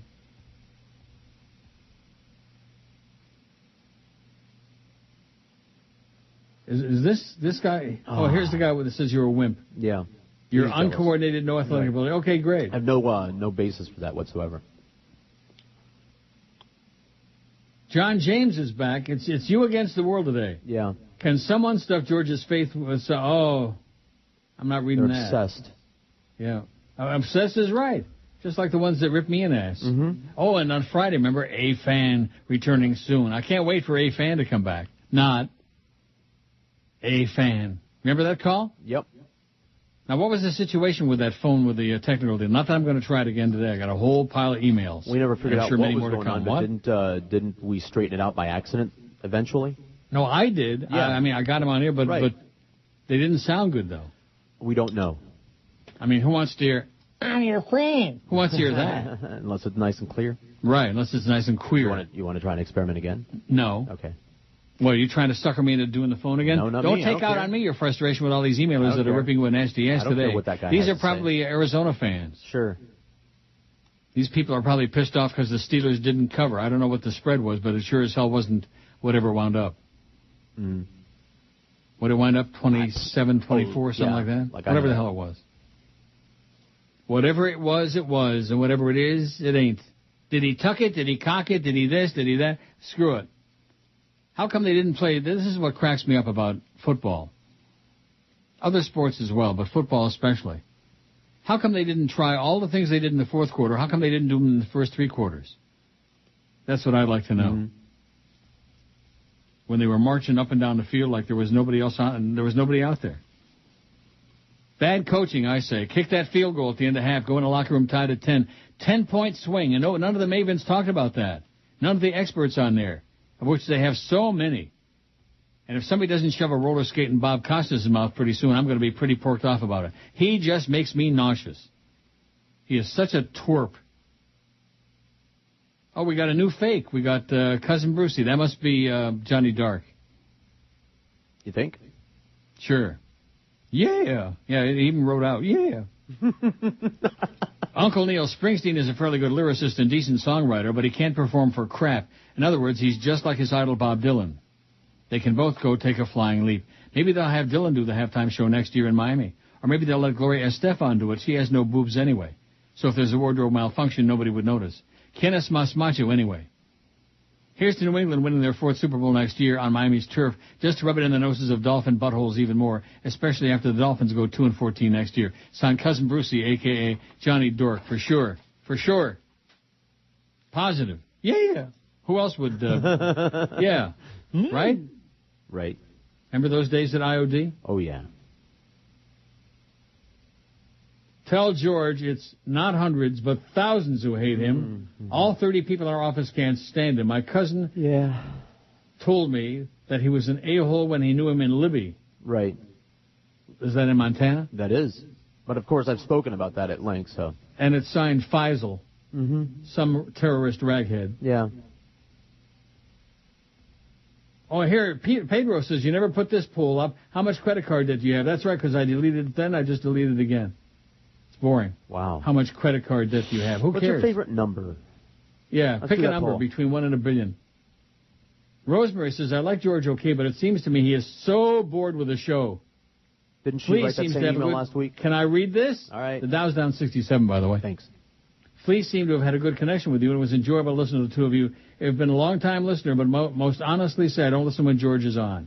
Well, George is on right now, and you're listening. Lauren says, soup. A good clam chowder is the best soup there is. Well, that's your opinion. I like it when people state their opinions as fact, you know? So I'll say a great French onion soup is the best soup there is. Okay. That's my opinion. I'm not Mike Disney. I'll say a great lobster bisque is the best soup there is. The two best I ever had at a place called Barnacle in Marblehead, Mass., and the other at a place called Old World in East Lansing. You could almost eat it with a fork, served with a good dark bread. And finally, what is Italian wedding soup? Italian wedding soup is a little like a chicken soup with little meatballs and stuff in it. Right. I think there's barley and different things. Different people make it. Yeah, like ways. maybe little noodles, right. you know, like... Right. It's like chicken noodle with little meatballs. Mm-hmm. Tiny little balls. That's Italian wedding soup. Mm-hmm. Had some last week. Nuts, and that jerk commenting on George's size in sports. As a short man myself, non-short guys tend to think that height translates into not liking sports. Not liking to observe other people play sports is more likely I'd rather play a game of pickup football or something than watch the Super Bowl. How does any NFL team winning or losing impact my life? At least when I'm playing the game myself, I'm having fun and getting some exercise. So to that fat tub of lard who knows so much about George, go get another bag of Cheeto chips and a six-pack if you can lift yourself out of your lazy boy. I was active all weekend long, thank you. My 9-year-old son and I watched the boss at halftime. My son looked at me and asked me why the guy was so popular. He sounds like he's always clearing his throat, he said. That's right. That's a great line. Even 9-year-olds know the boss blows. You're listening to Neil Rogers. Well, here we go again. On South Florida's Sports Leader, 560 QAM. The biggest names, the best talent. Mark Whipple, here's a new theme song. Break your mama's back. You must whip it. You must whip it. You can whip it. When the offense isn't moving. Quarterbacks making mistakes. Shake it up. Whip it good. Welcome to town, my man. And I just want to let you know the last two offensive coordinators for the University of Miami have sucked. We're dependent on you, Mark. You got some players down there. Get the pass a chance. When a problem comes along, you make my bait. You make my bait. When something's going wrong, get it into shape. Shake it up. Get it straight. Go for it. Move ahead. These are all the things we want on our offense. Whoa! The Big Dog Joe Roast. Weekday morning 6 to 10. You're on Sports Radio 560 QAM. And just sitting around the house with not much to do. I got Neil Rogers on the radio, and, hey, what do you know there? It's, what do you call it there? 12 to 1 hour. Hey, it's the creepy-looking guy with the microphone strapped to his head for everybody's favorite late-night infomercial. That's right. It's time for another plug for ScamWow. ScamWow is more than just a towel. Yeah, it's a towel we charge you $25 for. But seriously, the new improved ScamWow can do so many things. It can clean up spills. It can soak up blood stains when your old lady gets on your last nerve. And believe me, I know. And ScamWow can also remove grass stains, polish your trailer hitch, cure homosexuality, and clean up your presidential legacy. Isn't that right, George W. Bush? Yeah, I'd like to scrub away the war in Iraq, the economy, and that torturing we done at Gitmo. And no problem, but that's going to take a whole case of ScamWow. Mission accomplished. There you go, another satisfied ScamWow customer. And if you order now, we'll throw in a second ScamWow that'll remove hemorrhoids and cure cancer. Take it from the creepy-looking guy with the microphone strapped to his head. If you can't trust me, who can you trust? All ScamWow claims are completely fabricated. Every ScamWow is made in China and covered in toxic lead paint. Now, are you going to tell me that you still haven't seen the ShamWow guy? Oh, I've seen the ShamWow guy. Oh. You know, the Germans make good crap. Do they? That's what the ShamWow guy says. You'll just say, wow. Okay. I don't know. It sells itself. Wow. 12:02 at 560 WQM. Here's I changed the poll. All right. We got 903 votes. Once we got to 900, move on. What's your favorite soup? Clam or seafood chowder, 184. French onion, 162. Chick's noodle, 74. WTF, 56. Pea soup, 55. Oh, my God. Pea soup. Matzo ball spelled wrong, 50. Gumbo, 48. Now, gumbo, what does that mean? Isn't there like chicken gumbo and seafood gumbo? And right. Mumbo gumbo? Van Lingo mumbo. Right, Van Lingo mungo. Lobster bisque, 39. Tomato, 34. Beef barley, 29. Cream of broccoli, 28. Corn chowder, 26. Cream of mushroom, 25. I hate soup, 25. Black bean, 19. Ooh. Shrimp bisque, 14. Butternut squash bisque, ooh, 14. Italiani soup, 6. Pasta fagioli, 5. Pasta fazool. Potato soup from the field, 5. Minestrone, 4. Lentil, only 1. Vegetable, none. We finally put a lentil on there for that one guy. Oh, yeah. You left it off, and it won't catch up now. Blah, blah. Yeah, I got 1 vote, and probably from the guy that sent the email. Lentil tastes exactly like what it looks like, okay? Yeah. Diarrhea. Yeah, just like that. That's what it looks like, and I'm sure that I wouldn't touch that with your mouth. It's mushy. Like Geldy, that guy that says I got Leo with, you're upset because you can't have him. I wouldn't touch Geldy with your tongue, okay, Leo? Although I'm sure Leo would. Barry says George is not an a-hole. He's probably a regular guy, but he's terrible on the radio. I never listen to him when he is on, and every person I know who listens to Neil thinks George is terrible. That's terrible. Yep. You're terrible, George. I'm going to go cry. And I guess you're right. They have a meeting and they decide what the agenda is going to be for the day, for the show. Homo Jones and his Since buddy. this is their life. Yeah. I have no life. 1, I agree Springsteen sucks. 2, funny thing about George, when he agrees with you or doesn't care, he shrugs or agrees in one word. Yeah. But hit him where it hurts and he won't shut up. Oh, yeah. Neil, can't you see, hear, and feel the difference between George and Flea from last week? Honestly think you should consider Flea, not just for your show and to fill in for you, but maybe, just maybe, to use him as a wedge to possibly get another non-sport show down the pike, says Andrew, who hates you like poison. Yeah. And you won't shut up. Nope. So I accuse Lee of going after your job, and he says, you make more money than he does. He's a good guy. He was just in here. We were just... doing what? He was microwaving... Stabbing you in the back? That's right. He was microwaving his suit in our microwave over here. He's a good guy. I like Lee. You're not going to... Yeah, I like him just fine. He's not going to be on the show, and, all that. They could put anybody in there. We've always said this. Sure. Anybody in there for one day. Oh, a different trained monkey, a different voice, a different person, a different body. Breath of fresh air. How many times? Joe says, why do you suppose they brought that loser Matt Millen back to TV? He proved he's incompetent at picking winners with his dismal record at Detroit. This would be akin to having George W. Bush be a political analyst, says Joe. Well, you know why they have all those dumb ex-jocks on there, because they're all great broadcasters, and that's what us people want to hear, said that one jerk in the beginning of the show. Yeah, sure. Want to hear a bunch of illiterate goofballs, like Shannon. Hey, Shannon! And not only can he speak, but to look at him is enough to make you want to just upchuck for years. Not for days, not for hours, for years. Here's the new poll. What decade did South Florida become a crappy place to live in? This is Brandon's poll, by the way. 24 votes. 80s, 9. 1990s, 5. There's nothing wrong with South Florida, 3. 2000s, 3. 70s, 2. 50s, 2. And the 60s, none. The decade that South Florida became a crappy place to live in. Got it? Got it. Former priest accused of possessing child porn. And the type on this story, Douglas, thank you for the story, but boy, the type is so tiny, you could use Magnavision reading lenses. Where's Ranieri when we need him? Right over here. A former Catholic priest faces up to 10 years in prison if he's convicted on charges of possession of child pornography. Kenneth Hasselback, 68, was arrested Friday after the FBI learned that he downloaded several pornographic images of young boys during their ongoing investigation.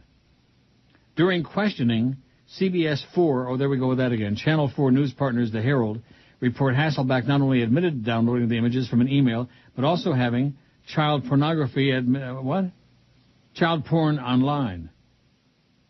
and admitted to having engaged in online chats with 14 and 15-year-old boys about their sexual experiences. A search of Hasselback's computers allegedly revealed several images of boys under the age of 18 posing nude and engaged in sexual positions. Rectum. In 1994, Hasselback was accused of molesting a 12-year-old boy when he was priest at Our Lady of Mount Carmel in Patchogue, New York. He moved to South Florida. Oh, he was moved to South Florida by the Catholic Diocese. Yeah, when in doubt, move him around. Let him molest some other kids down there and over here and over there.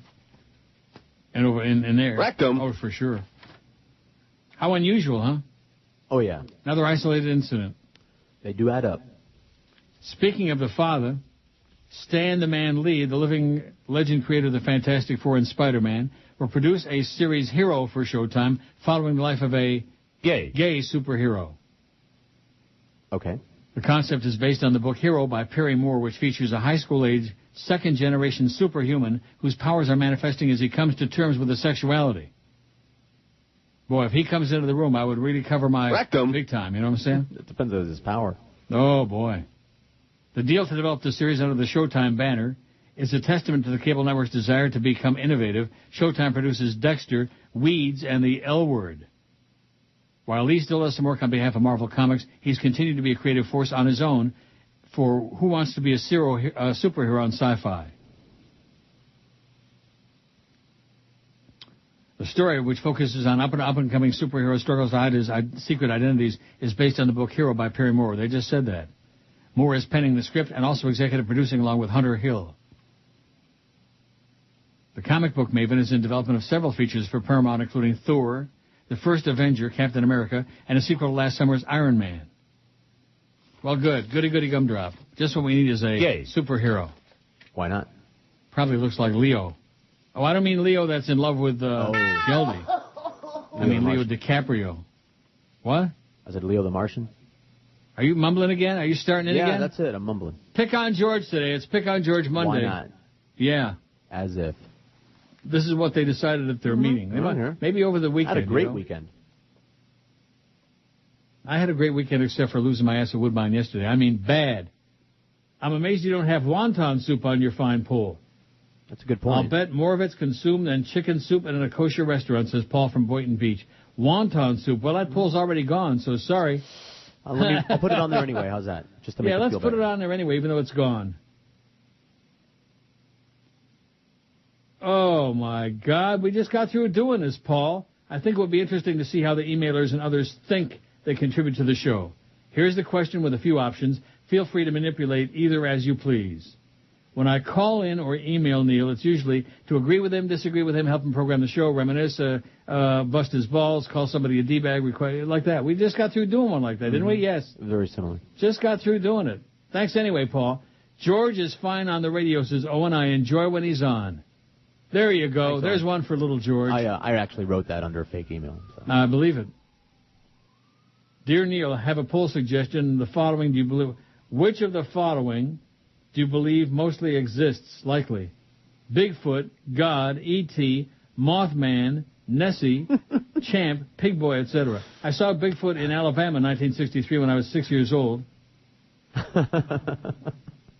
10 days until I go to jail.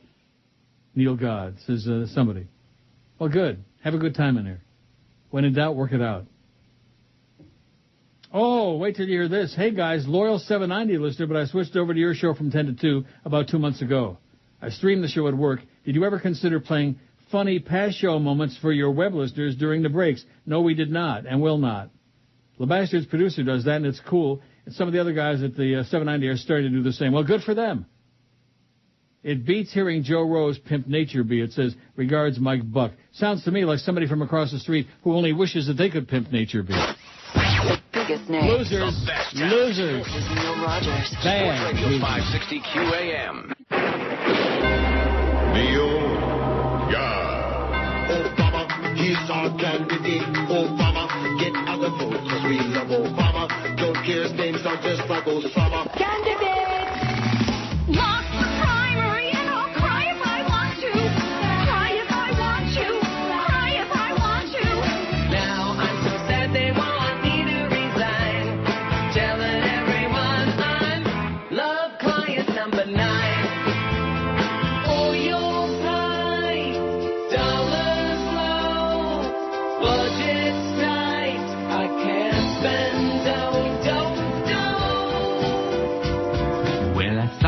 on the Oprah television show, saying he is a man, but to me he looks like a mama.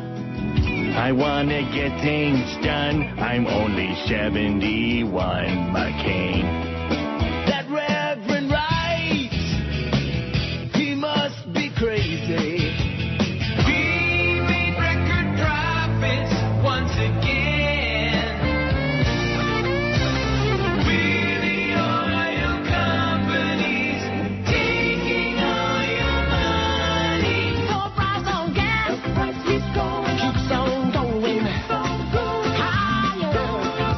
higher and higher. I had enough.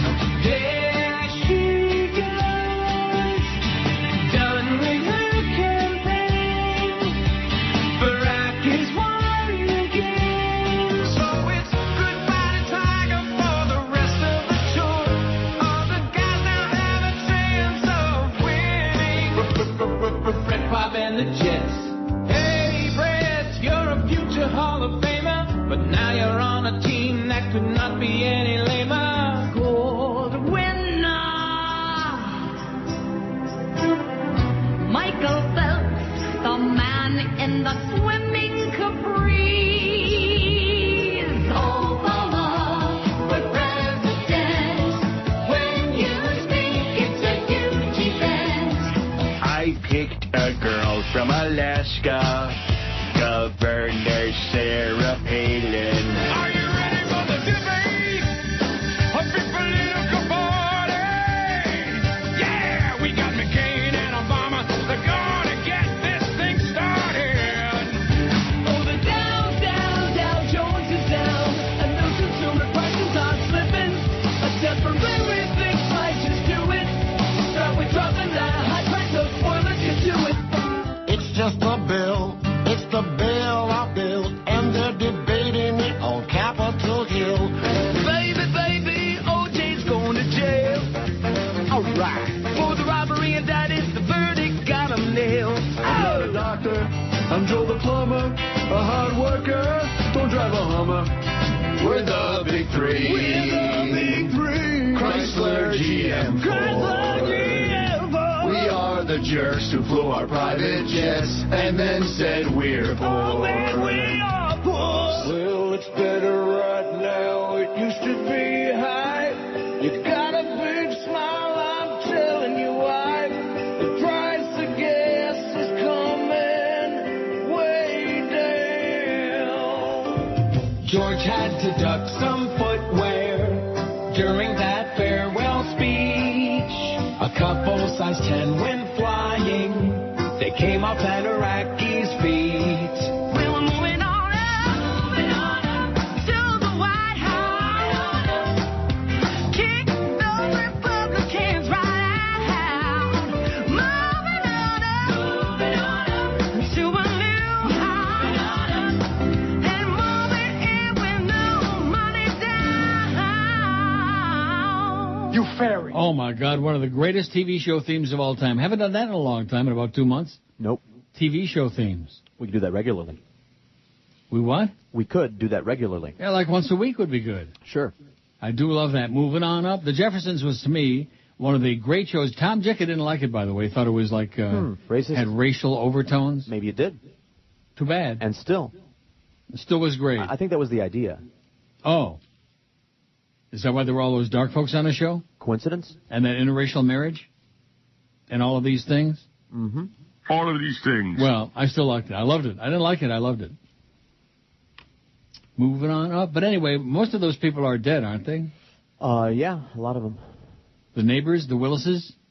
I think so. I don't know. The fat guy, he's dead. And what about Mr. the Bentley chick? just died like last year or something Mr. like that. Bentley died. Oh, my God. Send that pasty Brit back where he came from. He was funny. He was good. Everybody on that show was good. What was the Florence? Was that the maid? Yes. She was great. Yes. And Wheezy? A little bit, yes. Thank you. And then that queen, George Jefferson. What the hell's his name? Sherman Helmsley? Sherman Helmsley. Hemsley? Is he related to Leona Hemsley? I don't know. I get those two confused. Harry says, Harry was about 400 years old. Harry in Sunny Isles Beach. What is all the hate George about? He does a great job all summer, gets better ratings than any of the sports shows, which proves he has an audience. He's no Neil, but no one else is either, thank God. His shows are always entertaining. He obviously has a good following because he gets intelligent calls from real people, not the a-holes who call whenever Neil tries to get his audience involved. That's right. George gets the intellectual callers. Yeah, that's right. I get the dregs. Mm-hmm. I'm your friend. I'm your friend. They're all put up setup calls. What? The ones that you get? Yeah, I pay people. I'm sure of that. Mm-hmm. I'm sure Jerks probably gave you some That's right. names. George, keep up the good work. And Neil, thanks for recognizing George's valuable contribution, says Harry in SIB. Thanks, Harry. Give it a rest, Harry. That's Harry's 80th email today. Not just second or third. Well, it's good. Good that somebody's kissing your ass. Mm-hmm. Oh, we want Flea on there. Flea is really great. And the interact, can't you hear the... Yeah, I hear that. I like Flea a lot. He's a good guy, but his voice is like a little bit like, almost like that. Nobody can... No, you beat me to it. I was just right. I was on it. Yeah. Nobody can shriek Come on, Neil, you can do better than that. like the Sheik. That's true. Come on, Neil, you can do better than that. Better than that. See, going back to that Leo guy with his obsession with Geldy, there are people who have a voice for broadcasting, and there are people who just Come on, Neil, you can do better than that. don't. Don't. Even on and the never comic will. level. Even now, as if you were a comic good guy, relief. you'd take Geldy under your wing and massage his thing. My wings or aren't something that like big. Come on, Neil, you can do better than that. Well, I mean, I wasn't really all that gay until now. I like to do something with kids, you know. Get in, put on this gymnastics uniform, you know. Oh, man. Now, whose discovery was he? Steve Nickel? That is correct. Neil without the drops was the quote. Right. Yeah, Steve Nickel must have opened that drawer one extra time before he hired that turd. Or there was you know something that else. drawer I'm talking I about? do. It was a magic drawer. Yeah, the magic drawer with that magic stuff inside. Oh, yeah. Pixie. Oh, all these polls, my God. Hey, don't knock them. No, I'm sorry. You're going to get a good one eventually, right? What is the worst thing you've seen parents do? Oh, Shirley, this is the second time you're sending me this, Shirley. And I deleted it the first time. We love you, Shirley, but enough.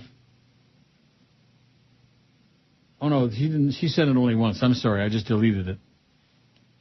That's the lady that bought you the ticket at Gulfstream. Yes, very nice lady. She's a very nice lady. Yes, she was. But her polls. Races. I heard there was an empty seat at the Super Bowl yesterday. A man was sitting alone with an empty seat next to him. Everyone around took notice of the empty seat. Finally, halfway through the first quarter, someone had to ask, a guy sitting behind the empty seat asked the man, "What's with the empty seat?" Oh, I hope this isn't a joke. It sounds like a joke. The guy said it was his wife's seat. He said that every year since the first Super Bowl, the two of them attended a Super Bowl together, but now she's dead. After a few minutes, the guy said that was very sad, but certainly the man must have a family member or friend who wanted to go to the Super Bowl with him. The man said, "You'd think, but they're all at the funeral." R. Oh, God. You called it. Oh. Now you know we don't... although that joke the other day, that old one, it was pretty good. Mm-hmm. I forget what it was, Every but it once was in cute. a while. The what? I said every once in a while. Once in a great while, you should proofread them, that might be a good idea. But to show the lack of material the audience out there, the general population has in South Florida, one person will send a joke. Remember at the beginning when we started doing the emails? Somebody sent a joke and I read it, and it was pretty good. And then all of a sudden, like 8 million jokes. Like today. Somebody riffs George and ass, whatever his name is, and now all of a sudden we got like 4,000 We Hate George emails. Keep them coming. Oh, yeah, keep all the crap coming, man. We love it. And believe you me when I tell you, it kills a good time. Not that we have an hour and a half to go. We all get but paid we do. the same.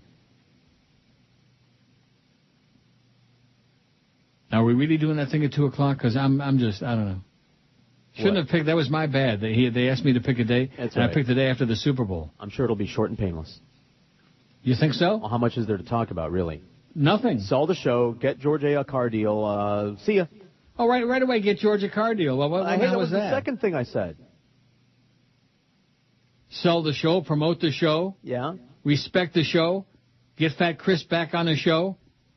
When you move down to the new building, make sure that the stuff really works as opposed to this half-assed, jury-rigged piece of crap we got right now.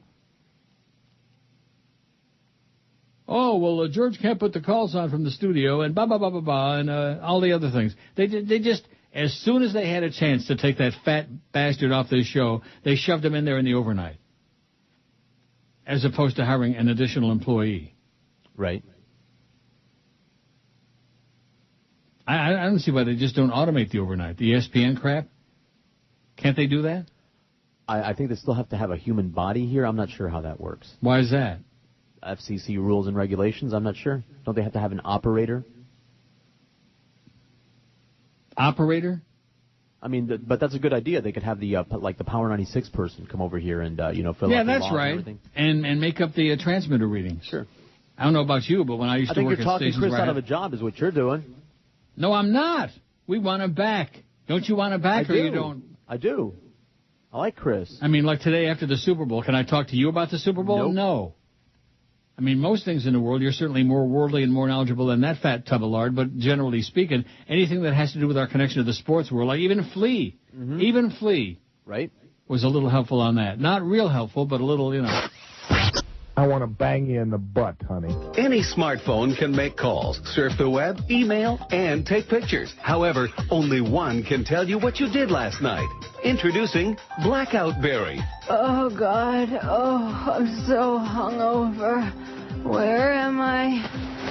Wait, this isn't my apartment. Just a touch of a button, and Blackout Berry fills you in on all the sordid details, complete with sound and video. Dancing on the tables? How did that guy get my bra? Oh, no. No, not the geeky guy. Oh, no, I didn't kiss him. Ew.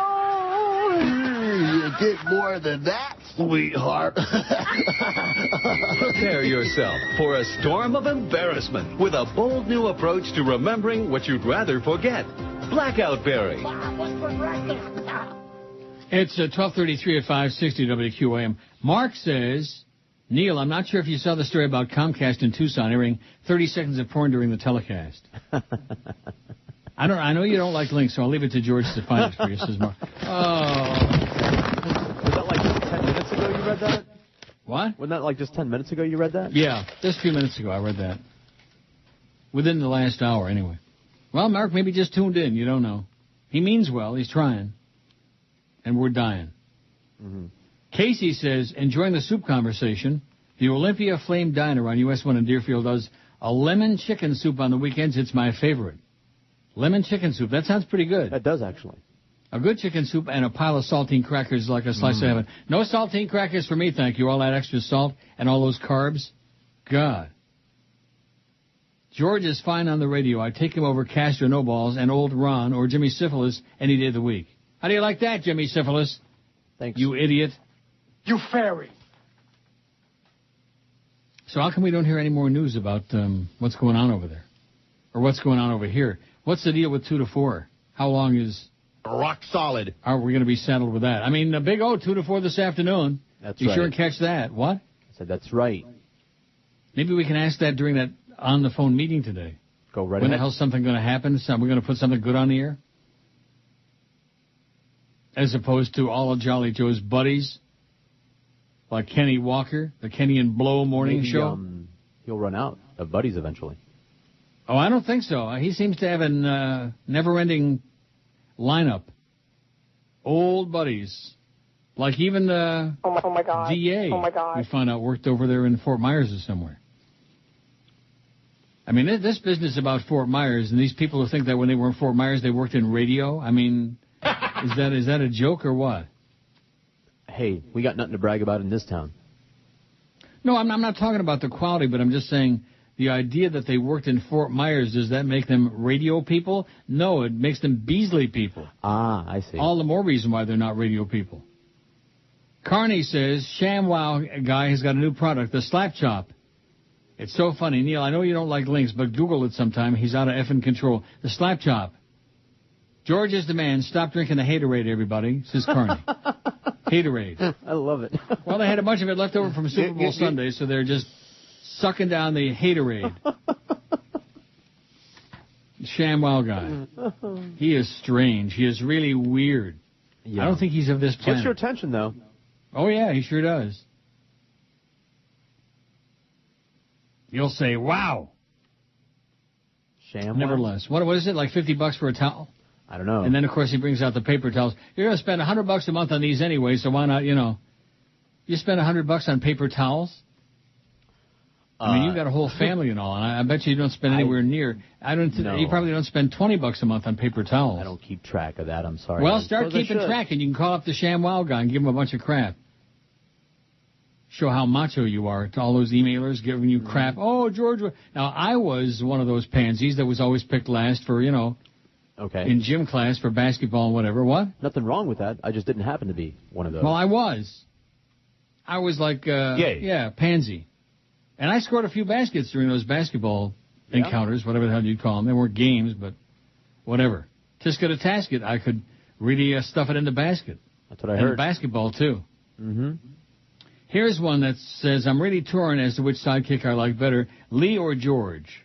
On one hand, there's Lee, whose contributions I enjoy, and he seems like a good dude. His voice, however, is so damn squeaky, I'm convinced either his balls are locked in advice or they have yet to drop. He makes Geldy sound like Isaac Hayes. George, on the other hand, has a better radio voice. I agree with him on most things, but his feigned arrogance can be obnoxious. Oh, it's not fake. I suppose it's due to his obvious Napoleon complex. Obviously. Not that you give a rat's ass about my opinion, nor should you, but there it is. Yours truly, the Honorable and Esteemed D-Bag Chris. P.S. Blagojevich and Palin in 2012, an unbeatable ticket. Ha ha. So there you go. There's that. Yeah. Little did we know when Flea came on there that he was trying for double agent. Hey, why should he be the only one not to try? Tom Jicka, top 50 sportscasters and argument starter, and Tom just totally, no mention of Pittsburgh legend Bob Prince or the great Harry Carey. That's because they weren't network announcers, Tom. He suckered me into that when I read that article of his and then went down that list. Tony Kubek. Oh, my God. Oh. Says Kubek's style might have fashioned a trend of color commentators that included the ex-players who followed, like Jim Palmer with the magic underwear, Tim McCarver, and Jim Kitty. Oh. And how could we forget, speaking of unacceptable jocks, who's that idiot that does the White Sox game? See, I'm asking you. Oh, that guy. Oh, put it on the board. Yes. Oh, he is the worst, the absolute worst. What the hell's his name? I can't think of it. Another dumb ex-jock. Horrible. You can put it on the board. Yes. No. How can I say I had a brain fart on that? Now, Chris wouldn't know it either, so don't feel bad. All right, I won't. Don't feel inadequate that you're not a sports nerd. Oh, gee. I could look it up, but somebody will immediately email it in. See, one thing we don't figure about on the emails is the delay. Holy Schmidt, Neil, I can't believe you read my email. I think the funny breaks for your online fads would be a big plus. Oh, this is the clown allegedly for across the street.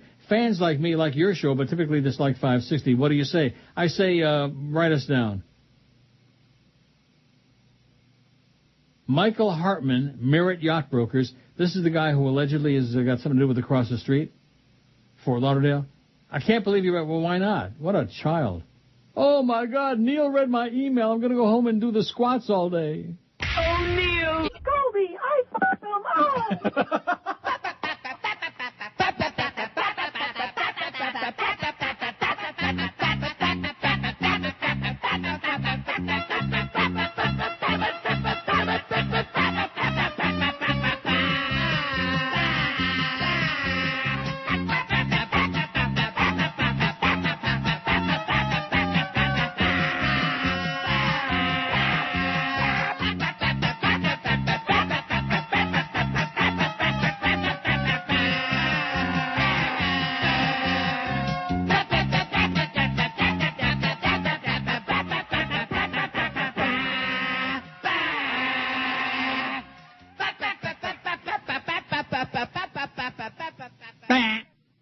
Trump 44 QM, Ken Harrelson the Hawk, the White Sox announcer, one of the all-time worst, and another classic example of how ex-jocks are dumb, they're illiterate, they shouldn't be broadcasting ball games, and that John idiot with no last name who sent that fake email in the beginning of the show, you're full of crap. Oh, no, they have insight. Yeah, insight my ass. Did they have to use a light? Yeah, search party. A scope. Hawk Harrelson, WGN and FSN Chicago for the boring White Sox. It says, terminal fake enthusiasm. No Roxy for sure. Who the hell's Roxy? I don't know. Roxy Roker. Keep up the chuckles, and George presents killer shows in your absence. Keep up the great work, Jim. Thanks, Jim. Mike Lang, detailed broadcaster's voice, genius enthusiasm, my favorite.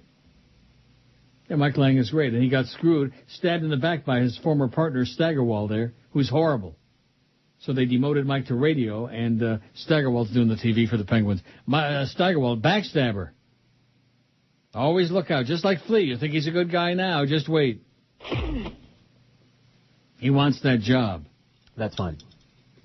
Brandon says, since George won't do it, I think I'll have to go to lunch one day this week at Five Guys, give you a first-hand report. Well, at least there's somebody we know and we can trust, I think. Maybe he makes the big bucks.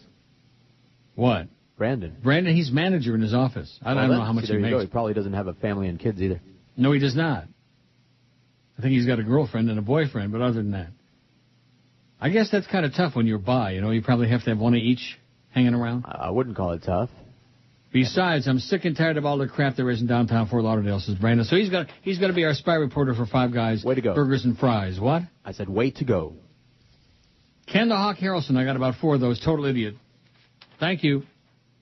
Total idiot doesn't come close to describing it. He is embarrassing and grotesque. Put it on the board. Yes. It's just a homer. I mean, nothing wrong with being a homer if you're a broadcaster as well. He is a homer without being a broadcaster. You know what I mean? Mm-hmm. He's just a shouter. Boy, several Ken Harrelson emails. Good. 142 votes on the new poll. That means we did over 1,000 for the 2. Oh yeah. We're going to do over 1,100 all told. Who the hell needs that fat tub, Chris, anyway? So what's the story? Is he going to be doing the stories in March? I mean, I realize it's only February the 2nd, but I don't know. March is coming up pretty quickly, you know? It's a short month. Sun is shining. I think this weekend it's going to be in plus territory. Yesterday it was +4, 40 degrees here. Heat wave. I put on my bathing suit and I ran outside naked and swimming around in the snowbanks. Wow. And now it's all the way up to -1. It's going to be 0 today, 32. Oh, we're having a heat wave like in Australia. Did you see that people are dying? Yeah. Not that there's any such thing as global warming, you understand. It's a myth. Myth? Like Myth America? Yes. 145 votes on the poll. What decade did South Florida become a crappy place to live in? The 80s, 55. The 90s, 36. There's nothing wrong with South Florida, 22. Right. Those are people that just moved in. 70s, 14. The 2000s, 13. The 50s, 4. And the 60s, only 1. I guess the 60s were pretty good just about no matter where you lived, unless you got to like 67 when all the rioting started, like in Miami and Detroit and Watts, like WhatsApp. I'll take your word for it. Where were you in 67? Huber. You were? I was 3 years old. I was born in 64. Oh, my God. God, are you old or what? When I was 4, that's when I came here. Pretty soon, you know, by the time we finish with this show, if I live that long, you're going to be 50. 50? Yeah. You should live so long. Not with the kind of lifestyle that you live. That's why you're always sick. Right. Then he blames it on the wife and the kids and the dog, you know. Right, whatever you say. Everybody in the family is sick, and I couldn't avoid it, and blah, blah, blah. You're sick because of your decadent lifestyle. That's it. Whatever you say. Bob says, except for George, whose voice is quite distinctive, everybody else who has helped on your show the past few years, all sound the same. Since the days of Beaner Boy, anyway. Hola. When you or George is on vacation and 2 guys are on the show, I can never tell who's who. It was as if the station kept guys starting in radio or production who all had the same pitch and speaking pattern to their voice. Has that occurred to anyone else, says Bob? No, it never occurred to me. Did it occur to you? It's actually just the same person under a lot of different names. Yeah, that's right. It's just like the emails. It's just one person using a bunch of names. Flea is really Josh Cordes and really Fat Chris and, you know, like that. It's the same guy. Don't tell me we're going to start running out of emails now. Yeah, they're done. Oh, this is pretty good. They carried it almost till 1 o'clock today. Aren't you proud? I am, as punch. No, actually, I have a pile here. I didn't realize it. Oh, no, this isn't a pile. This is a pile of crap. Oh. This is that top 50 sports announcers crap from Tom Jick and Dave Halberstam. I can't believe Tom Jick. Well, you know, it's easy to get suckered in on that, but it's network announcers for crying out loud. And yet we can argue about them all day long because there's some real crap burgers on that list, Halby. And let me ask you this. How do you determine, what's the difference between number 11 and number 12? Good point. Like, for example, when we asked before about the favorite soups, what are your 10 favorite soups? Is there like a list of criteria and you have to check things off? How's your And what is the difference between number 8 and number 9? Just a little bit more pepper. Just if they had put just a little bit more pepper in it, you know. Really? Would have put it over Cayenne the top. pepper? Yeah. Oh, yeah. How about paprika? Okay. Ooh, that's bad that stuff. has an effect on Paprika and pepper are the only two things that don't dissolve in the body. They come out exactly the same way as they go in. So they go steamrolling through your gut. That's right. It's just and then they can make a beeline through your rectum. Oh, my God. Can you imagine the tracks they leave on your innards? I wonder when you get a colonoscopy, which I did have that one. I wonder if they see, like, the tracks. Well, I mean, it all depends on who's... They see all the graffiti written on the walls. Can you imagine the tracks in Tom Cruise's? Rectum. But that's a different kind of track. Kilroy was here. Killjoy. But you know what I'm saying. All the different kinds of food that have gone burrowing through there and all the hot spices, especially Mexicans. Ooh. Speaking of that, Cliff and Kendall says, Neil, I put a barf bucket next to my couch and watched The Trials of Ted Haggard on HBO last night. First, I've never seen him before. He looks like a flaming, screaming queen. Flaming. Well, that's because he is. Second, he had a poop-eating grin on his face the whole time. That made me hurl. Good thing I had the bucket handy. A poop-eating grin. Oh, I can't even begin to imagine what kind of a grin that is. Can you? Oh, too bad that restaurant critic is dead, Peter Clayton. He could have probably given us some insights onto that. Get the dental floss. Yeah, get the little spoon. Restaurant critic. Oh, I'm telling you, the one time that Bill Calder had him on, and I was sticking around, after midnight, and he brought in, I'm trying to think of what kind of food it was, in a can. Yeah. Was it brown? Yes. And he opened it up, and of course, Calder and I both knew about his proclivities at that point. See. We had been told by somebody who knew him well. I started laughing so hard that I had to hurl myself up against the studio wall so as not to fall down on the floor. And started peeing my pants and then had to run to the tea room. It was, I'm trying to remember what the hell they were. They were nasty looking. Anyway, it says they interviewed the male prostitute that outed Ted Haggard. He was a good-looking guy on the downside in his 40s. He was obviously a pitcher, not a catcher. I think I read this, didn't I? Sounds familiar, actually. Yeah, I read this on Friday, but that's okay. Oh, that guy's going to be emailing you back. You read an email? No, he's not. Cliff and Kendall. Oh, the other one. Yeah, you already read that one. Email. Too bad. Too bad. That's all we got. I got a couple more things here. Then we're going to do one of those 1 to 2 hours. One of those? Remember we used to do them on Wednesday, those 1 to 2 hours? Ooh. Well, here's a couple more. Which would you rather be in without nasty cold weather, a hat or gloves? Gloves? Who the hell wears gloves? I mean, I see some people here wearing gloves. Up north, if gloves you have to be outside for a while. Pansies. What? If you have to be outside for a long time. Gloves? Yeah. I sure as hell don't want to be without my toque. Right? I don't see too many people. I mean, baseball caps, yes, but like a real hat? Who the hell wears a hat anymore? Like a fedora, Right. Like a top hat. Mm-mm.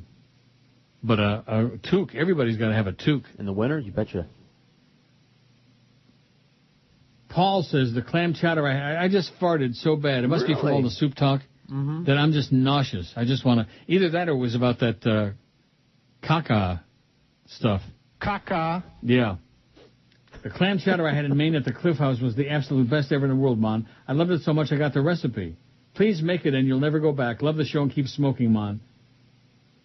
And it's got the whole menu here. The whole recipe. I'm not doing recipes.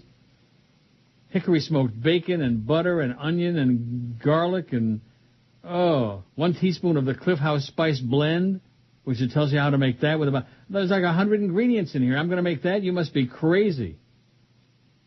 Like all of a sudden I'm a gourmet cook and I'm going to stand over a hot stove stirring 100 different ingredients. Yeah. Gourmet, Neil the Gourmet, the gay gourmet. There's a show. Yeah.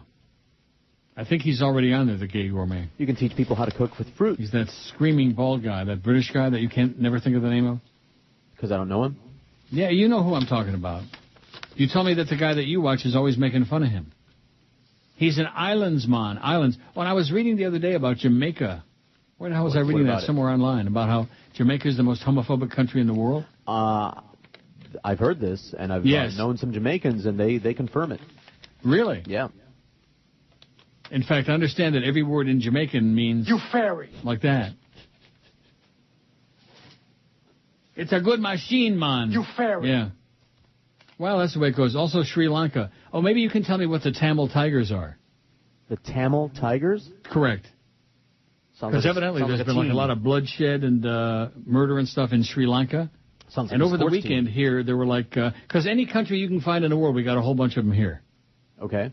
And there were a whole bunch of Sri Lankans demonstrating and blocking off a couple of the streets and holding up placards and screaming and yelling and stop the murder and stop the insanity. That's another country where they don't like the faggots. Sri Lanka.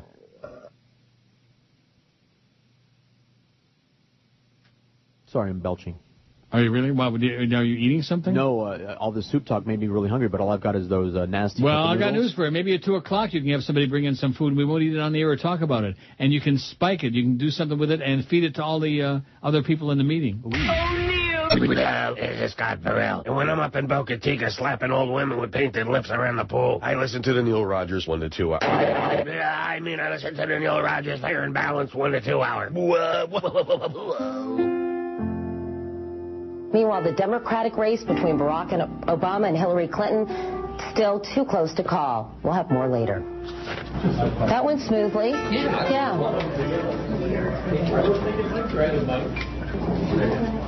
No, I'll have to ad-lib it. Give me one interesting exit poll, please. Emery Banks for ABC 25 Today. Back to you, Jan. Thanks, Maria. It's 6:17 in Health Watch this morning. Doctors in Utah are hoping for a new medical breakthrough to solve the problems of attention disorder behavior with problems with children. Attention deficit hyperactivity is a common disorder, and it affects 3 out of 5 kids, or actually 3 to 5% of the children with... let's start this all over again. Let's back it up and start it over. I'm lost. So I'm doing the first one. He's not expecting a big win.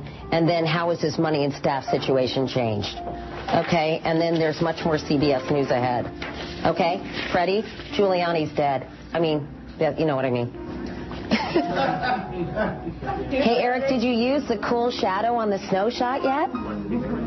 The CBS? Yeah. It's so cool. I don't think it's hokey. I think it's so cool. A local man spots something suspicious and he decides to spring into action. He has done something that is very good. Wheatland or Wheatland? Wheatland, right? How do you say that? Does anyone know? Sorry. Wheatland. Wheatland. Wheatland. Okay. Oh, okay. Wheatland, Wisconsin. So I'll say Cynthia. Cynthia? She has pretty eyes. They're freaking me out a little. No, she looks like a husky. No, she looks... You know those weird blue eyes? Like... Huh? Yeah, like... Are we not closed out? Cindy McCain has the most intense eyes. They're like light ice blue. And she had a purple suit on, and they were so intense. I was like, I couldn't stop staring at her. She must have thought I was weird. Thank you. All right, it's back to you, Jim. Ollie, don't let her go away. That's what. Does she have a response to that? Is she still there? What's that? Did the lady just leave? Yeah. Oh, that's too bad.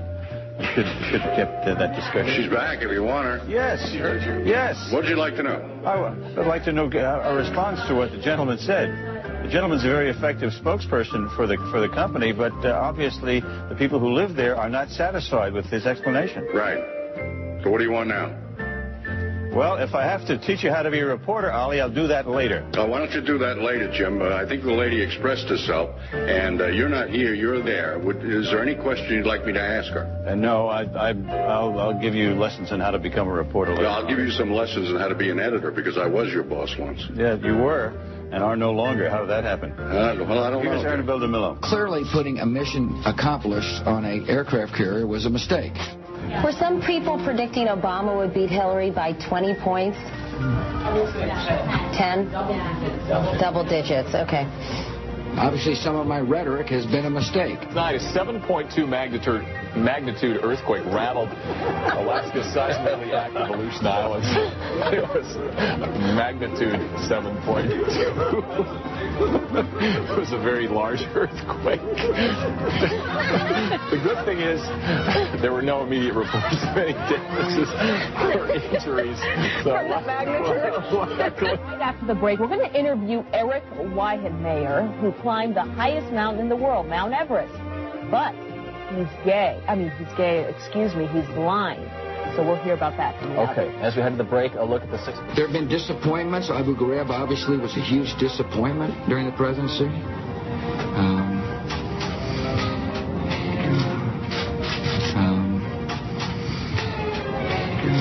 Not having weapons of mass destruction was a significant disappointment. I know who likes chocolate. Our Zane Virgie loves chocolate. One of our main cadets. Oh, nice melons behind you there. Whoa! Whoops, I'm sorry. Was that a personal light? Then as we check the buoys out shore. I don't appreciate the speculation about Don Rumsfeld. He's doing a fine job. I strongly support him. Well, what do you say to critics who believe that you're ignoring the advice of retired generals, military commanders, who say that there needs to be a change? I say I listen to all voices, but mine's the final decision. And Don Rumsfeld is doing a fine job. I have strong confidence in Don Rumsfeld. I hear the voices. Voices. But I'm the decider. Huckabee, he wasn't expecting to win. Okay, and then I'd like to ask her, in South Carolina, he should do better. I would rather look ahead to that. That makes sense. Yeah. Okay. Jen, hold on 2 seconds, Rick. Can you hold on 2 seconds? Jen, where's my new Clinton-Obama took? Those 2 cards you made me? That you put on, you condensed to 2 cards? Yeah. Oh, here it is. You have to just title them, okay? Okay. Clinton, Obama, you know what I mean? Okay. Because otherwise it's hard for me to pull them out. Okay. You know what I mean? Yeah. Okay, thank you. Never mind, sorry. Okay, sorry, Rick. Okay.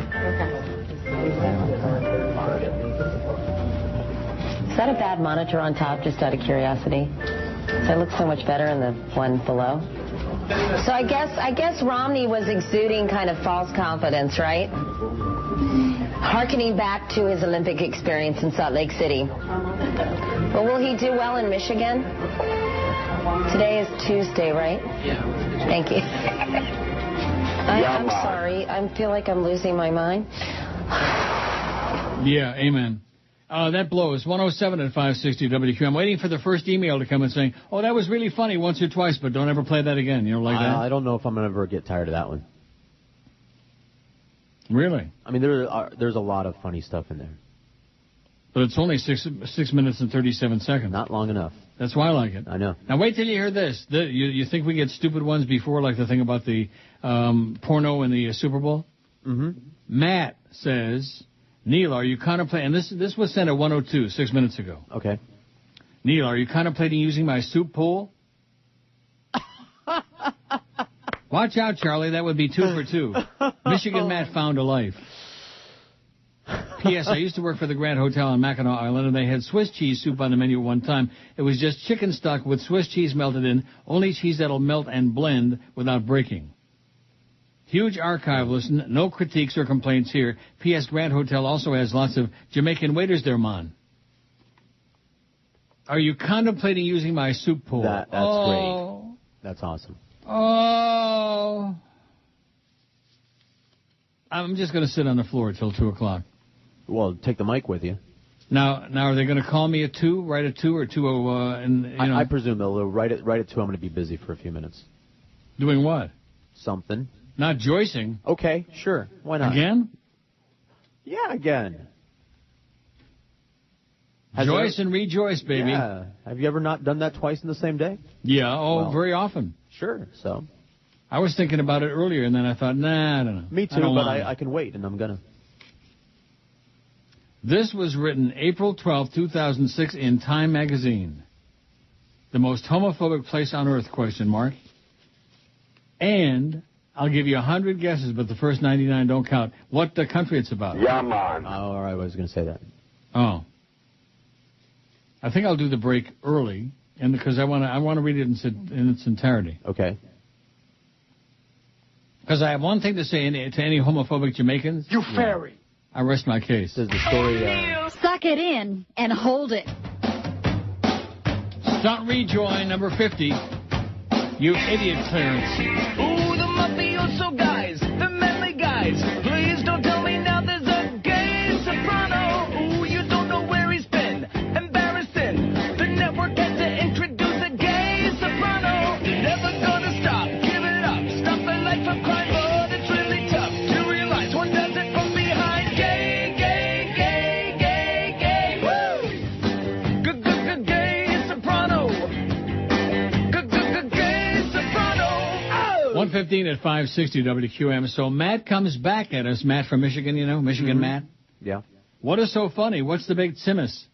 Did you run the soup pool all weekend? Oops. No, I didn't run it all weekend. I put it on there yesterday, and it was on there this morning till at least noon, and it got a lot of discussion and a lot of votes, 902 votes, and that's that, Matt. Go away. Oh, I got a life. I'm the new poll guy. I got a 2 for 2. Yeah. What Matt is trying to say is... I have no life. Right. Can you believe that? I believe it. Did it run all weekend? Maybe if you checked our website once in a while, you'd find out what that was on there. And I take it back. I credited that to Charlie B. Sorry, Charlie. And it was Matt who did the soup pool. With some really bad spell. Matza, M-A-T-Z-A. Matza. Yeah.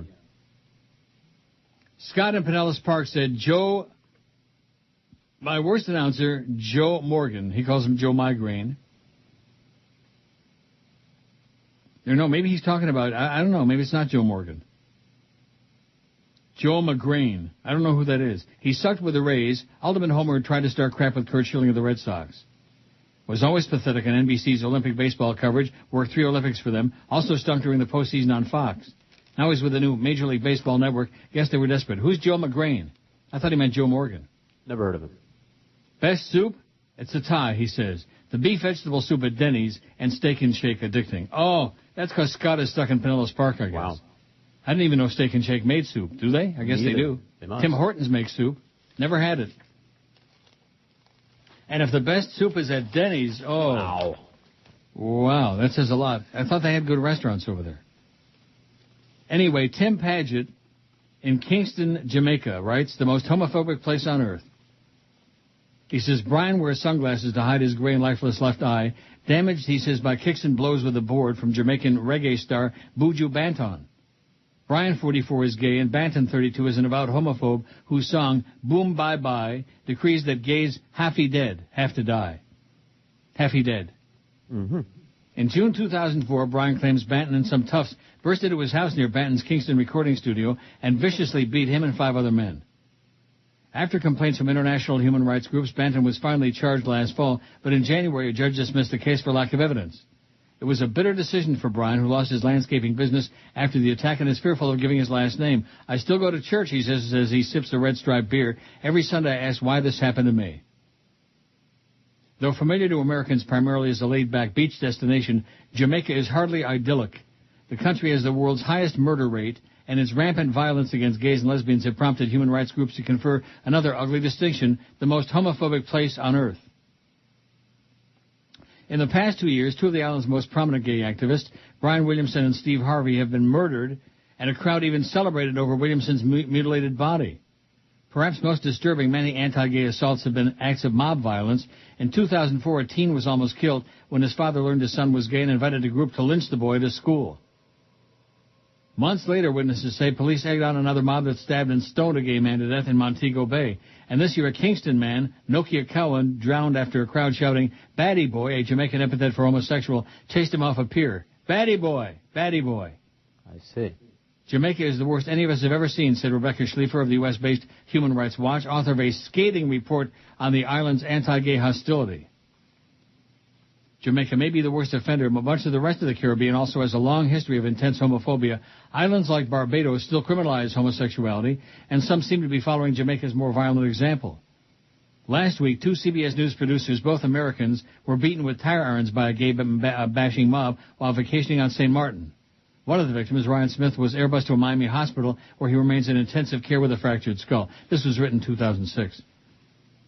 Gay rights activists attribute the scourge of homophobia in Jamaica largely to the country's increasingly thuggish reggae music scene. Few epitomize this melding of reggae and gangsta cultures more than Banton, who's one of the nation's most popular dancehall singers. Born Mark Meary, he grew up the youngest of 15 children in Kingston Salt Lane, the sort of slum dominated by ultra-conservative Christian churches and intensely anti-gay Rastafarians. Banton parlayed homophobia into a ticket out of Salt Lane. One of his first hits, 1992's Boom Bye Bye, boasts of shooting gays with Uzis and burning their skin with acid like an old tire wheel. Banton's lyrics are hardly unique among reggae artists today. Another popular artist, Elephant Man, O'Neill Bryant, 29, declares in one song, "When you hear a lesbian getting raped, it's not our fault. 2 women in bed. That's 2 sodomites who should be dead."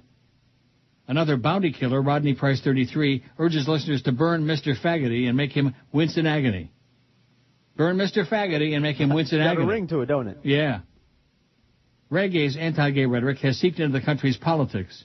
Jamaica's major political parties have passed some of the world's toughest anti-sodomy laws and regularly incorporate homophobic music in their campaigns. The view that results, says Jamaican human rights lawyer Philip Dale, is that a homosexual isn't just an undesirable, but an unapprehended criminal. Meanwhile, gay rights activists say Jamaica police often overlook evidence in anti-gay hate crimes, such as the alleged assault by Banton in 2004. His accuser, Brian, says cops excised Banton's role from their reports of the 2004 beating. A police spokesman denies that, but in dismissing the case earlier this year, the judge in the trial warned Banton to avoid violence and seek legal recourses when he has complaints against gays in the future. Banton refused Time's request for an interview. His manager, Donovan Germain, insists that the singer is innocent and that Banjo's lyrics are part of a metaphorical tradition. They're not a literal call to kill gay men.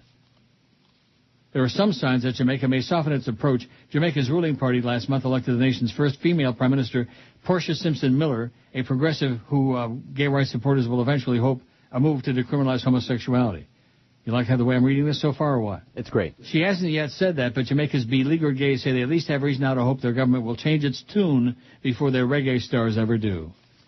Let's all go to Jamaica, man, and kill some faggots. Smoke a big fat one and kill some faggots.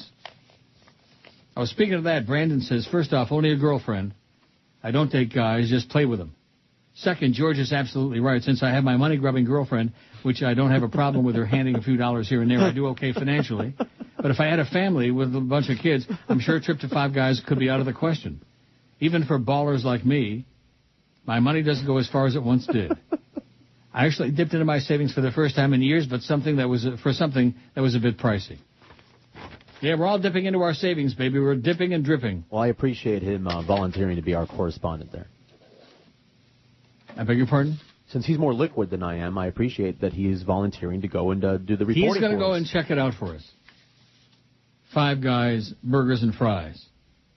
Well, I bet you that footy wishes he'd have done that soup pool himself, man.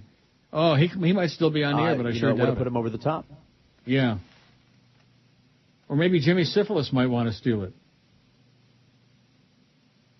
Steak and Shake has good chili, sort of like soup. Chili is not soup. I think they might have another soup, too, but I always get the chili, says somebody. Marley, and Scrooge.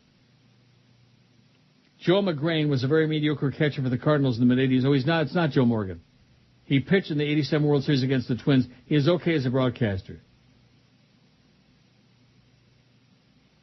Oh, my God. Brandon says if you didn't see it during the Super Bowl, George could even enjoy this. All Denny's in America is going to do, what? All Denny's in America is going to give everybody a free Grand Slam breakfast Tuesday from 6 a.m. to 2 p.m. tomorrow. There you go. Really? 6 a.m. to 2 p.m. Well, then. You got plenty of time before the show. Jess. What do you think? I just might. Grand Slam it. Joe McGrain. Now it's starting to ring a bell a little bit, I think. I don't know. Joe Migraine? Yeah, Joe Migraine gives me a migraine. Not Joe Morgan. He's horrible also, by the way. Terrible. Awful. I think the knob guy is at my door. Yeah, the knob polisher? I'm kind of getting used to it The now. knobber? Really? Yeah, he's polishing my knob. Not as sensitive as he used to be? Kind of like Wayne Gretzky. He likes to polish his knob. Yeah. Does he use liniment? On his what? His nose or his Rectum. knob? You like it? Yeah, man. Good morning, Americans. It's Paul Harvey. Stand by for news. Frankie was driving home and was pulled over by a police officer for a broken tail light. The cop looked into Frankie's car and saw a collection of knives in the back seat. Sir, the officer inquires, why do you have all those knives? And Frankie replies, well, they're for my juggling act. I'm afraid I don't believe you, says the officer. You need to prove it. So Frankie gets out of his car and begins juggling the knives. At the same time, another car with Joe and Steve inside drives by. Man, said Joe, I'm glad I quit drinking. These new sobriety tests are hard. Now page 2.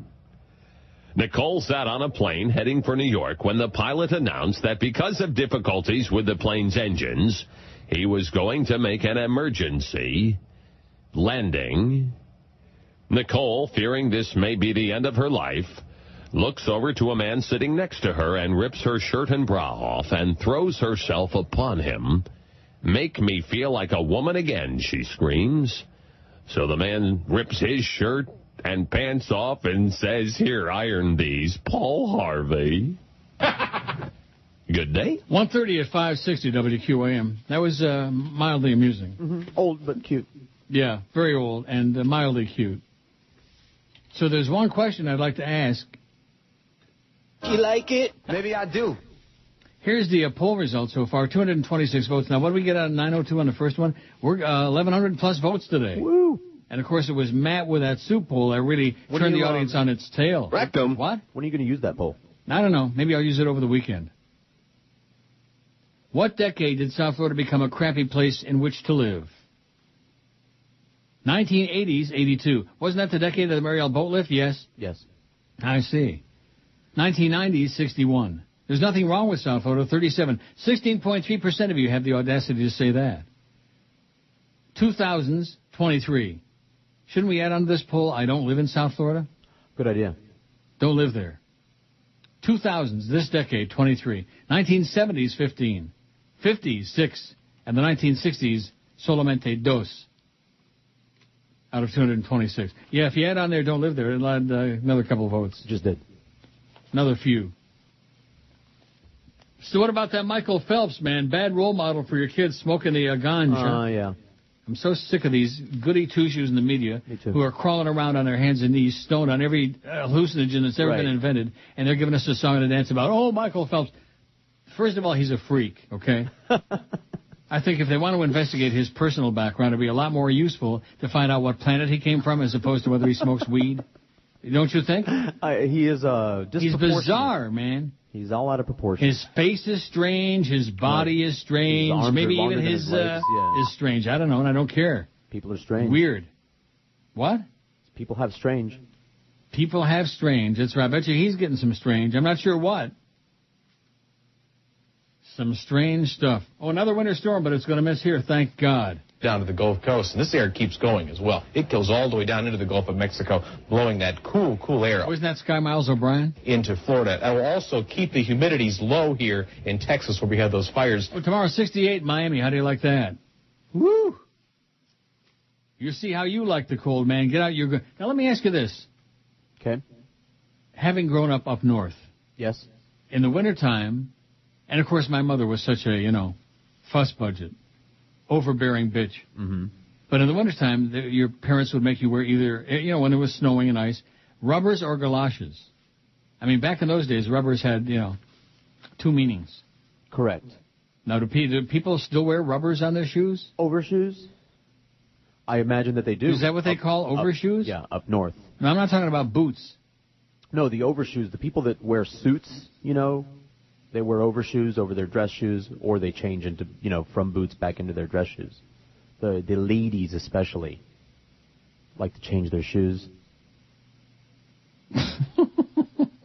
What kind of an answer was that? Well, first of all, I don't live up north. You do. So you tell me if you. So, in other words, when you lived in Montana, it didn't snow? It did snow, and people would occasionally, the suits I'm talking about, like people who were lawyers, bankers, not that we had a whole lot of them, would wear overshoes over their dress shoes. But mostly, people wore boots, and then they would change into their... they wear boots. Right. They would change them when they got to work. Well, what about just everyday schleppers, like us? I never saw an everyday schlepper wearing overshoes or rubbers or galoshes, no. We all just wore boots. Goulashes? Let's get back to that soup thing. Let's go to Hungarian goulash. Let's put galoshes on there. Yeah, let's put galoshes on this pool.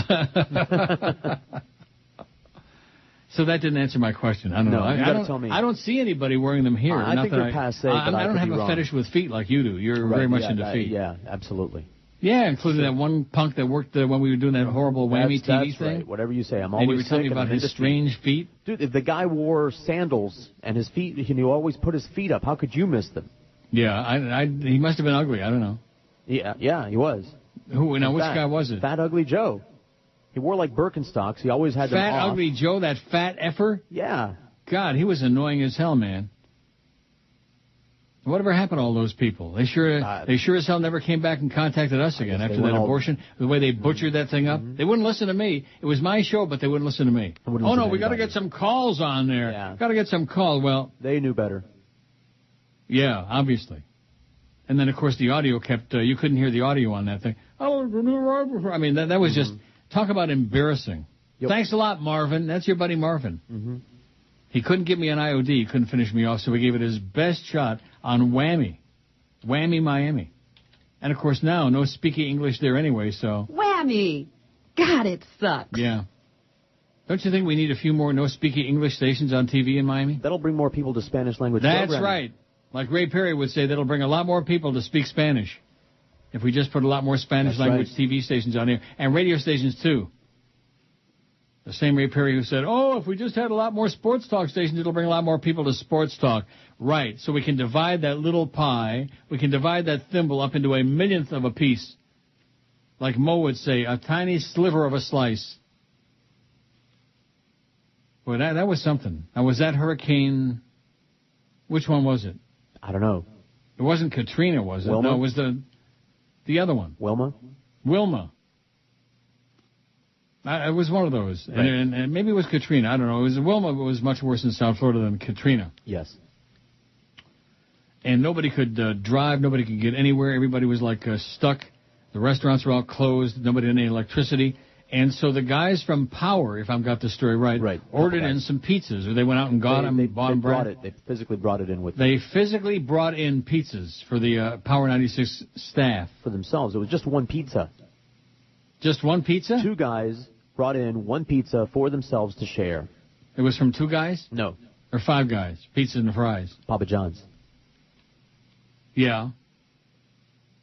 And Mo went into the kitchen and stole how much of it? Like a quarter of it. He just went in and grabbed like 3 slices all at once. You guys can't hog all this pizza to yourselves. They're trying to explain it. And he shoves them out of the way. He like they're standing in front of the box, and he like wedges his arms in between them, pushes them out of the way, and tears into the pie and walks off with a quarter of it. Not my buddy Mo. I joyce you not.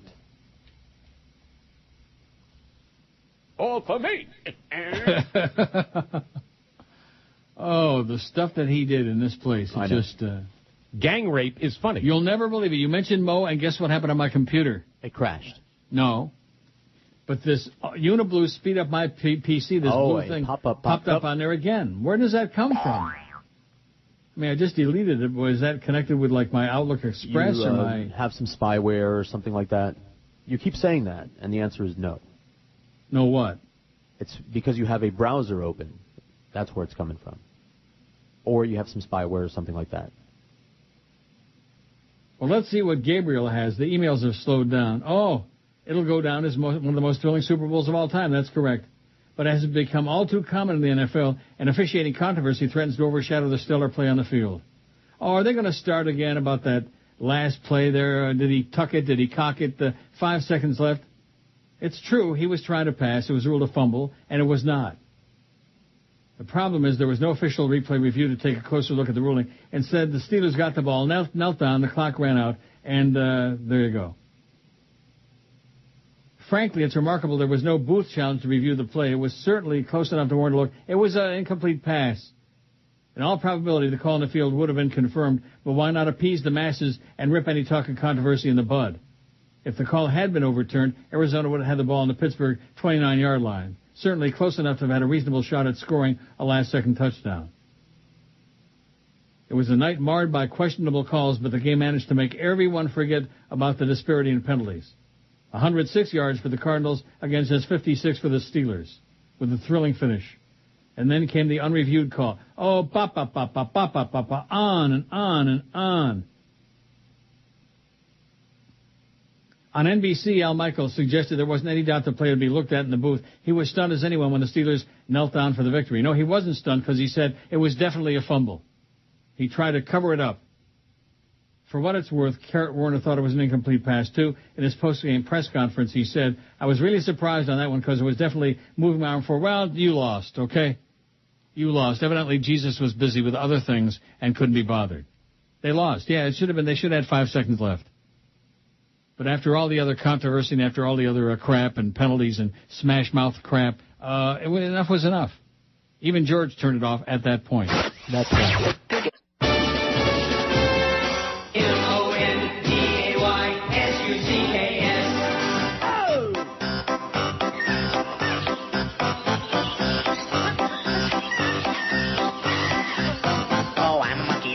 She's a monkey, he's a monkey, we're all monkeys now. I'm a monkey, you're a monkey, she's a monkey, he's a monkey, we're all monkeys now. Swinging tree to tree, we scream and squawk and shout.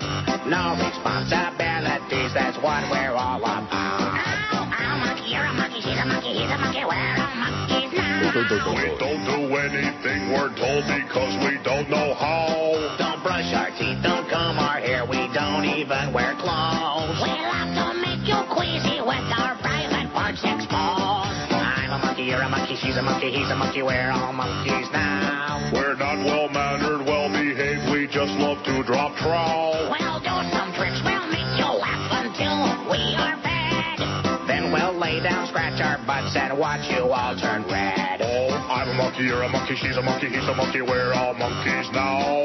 We wouldn't want to be a dog, a cat, a horse, or cow. We're smelly and we like it, and we've heard the things you said. So don't come within 10 feet of us, or we'll whiz on your head. Oh, I'm a monkey, you're a monkey, she's a monkey, he's a monkey, we're all monkeys now. I'm a monkey, you're a monkey, she's a monkey, he's a monkey, we're all monkeys now.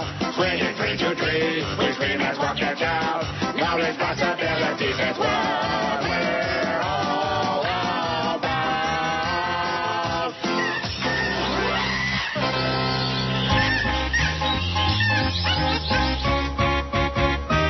Pizza pie,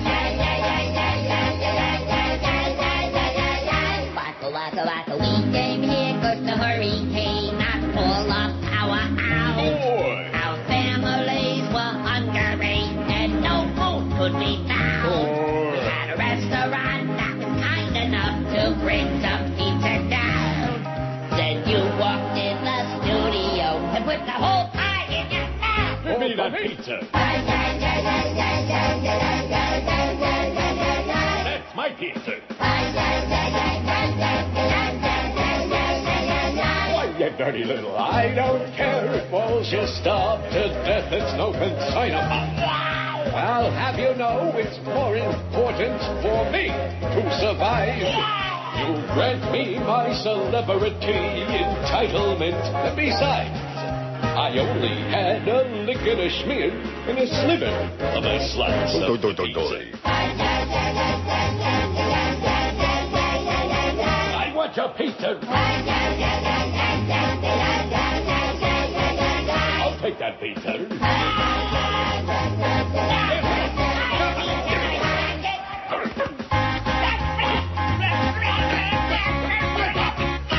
14 till 2 at 560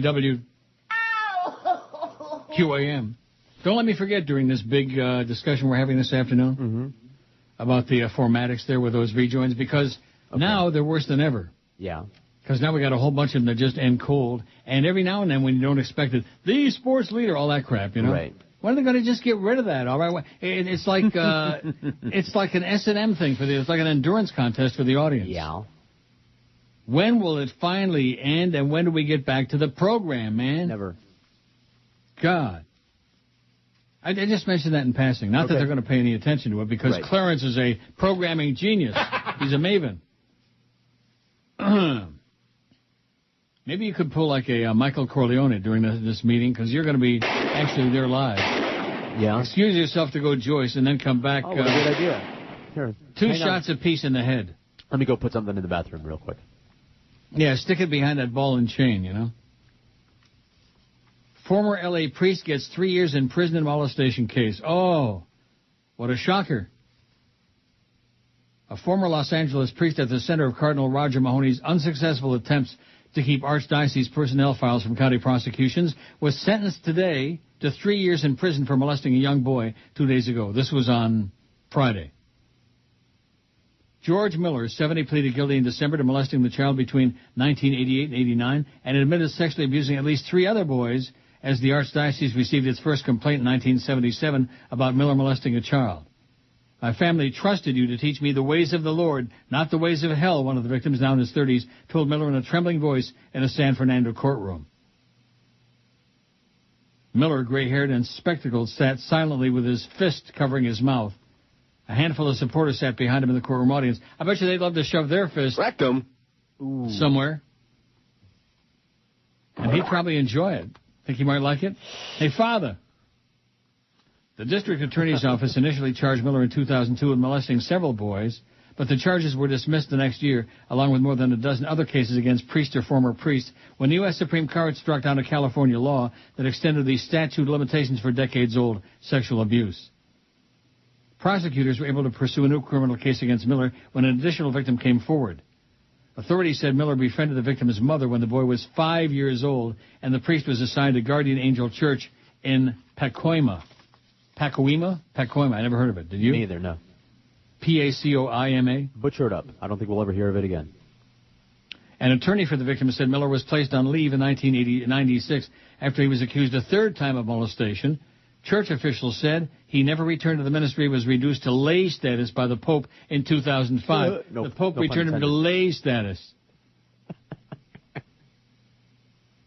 Maybe he just wanted to get laid.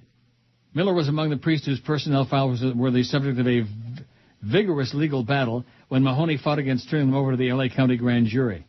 What are you hiding, Father? What's under the garments there, Pops?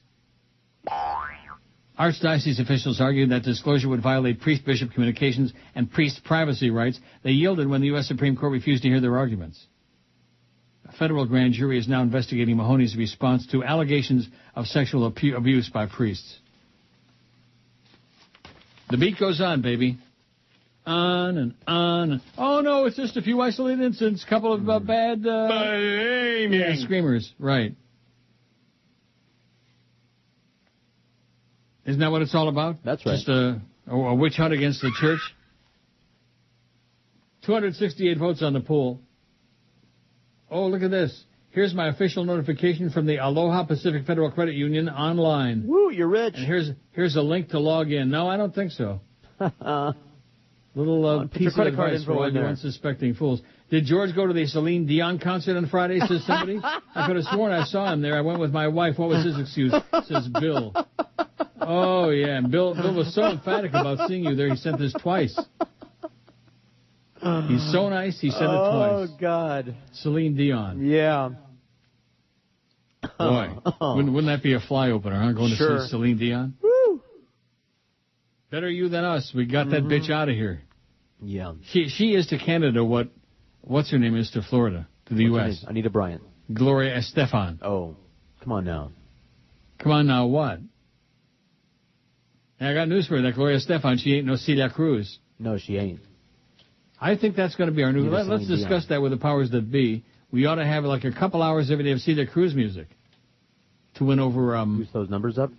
Esa negrita que va caminando, esa negrita tiene su tumbao, y cuando la gente la va mirando, ella baila de lado, bien apretado, apretado, apretado. Yeah, sounds like she's in pain. Azúcar, azúcar. Oh, she's sweet. That's Celia Cruz. Could she sing her way out of a paper sack or what? Oh, don't get me started. Did I mention that I got my annual Christmas card from Enrique when I was down there? Came in the mail. Enrique de Iglesias. Every year I'm on his list. I don't think you did mention it. If you did, I've forgotten. Well, there you go. All right, Enrique.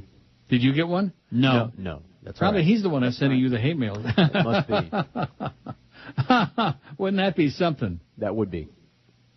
If Enrique, well... I'd feel very honored. And, of course, I hope that Leo gets in touch with Geldy very soon because, obviously, he wants to... help him? He wants to get really close with... he's starstruck with Geldy. Mm-hmm. He wants to get close to some kind of creature that makes those kind of sounds. Attaboy, Leo. Keep them coming every day. I wonder which goofball across the street is sending those. Maybe he took a shining to Leo when he was over across the street. I mean, Geldy. Think? That could be. When he was on that shuttle bus, back and forth and back and forth. Coming at ya! Here's Geldy. And don't forget about the Bookster. He was here, he was there. That's right. You know something? Now that we think back, Coming at you wasn't all that bad. O'Neill! It's Dave! In Miami town. At 560 WQAM.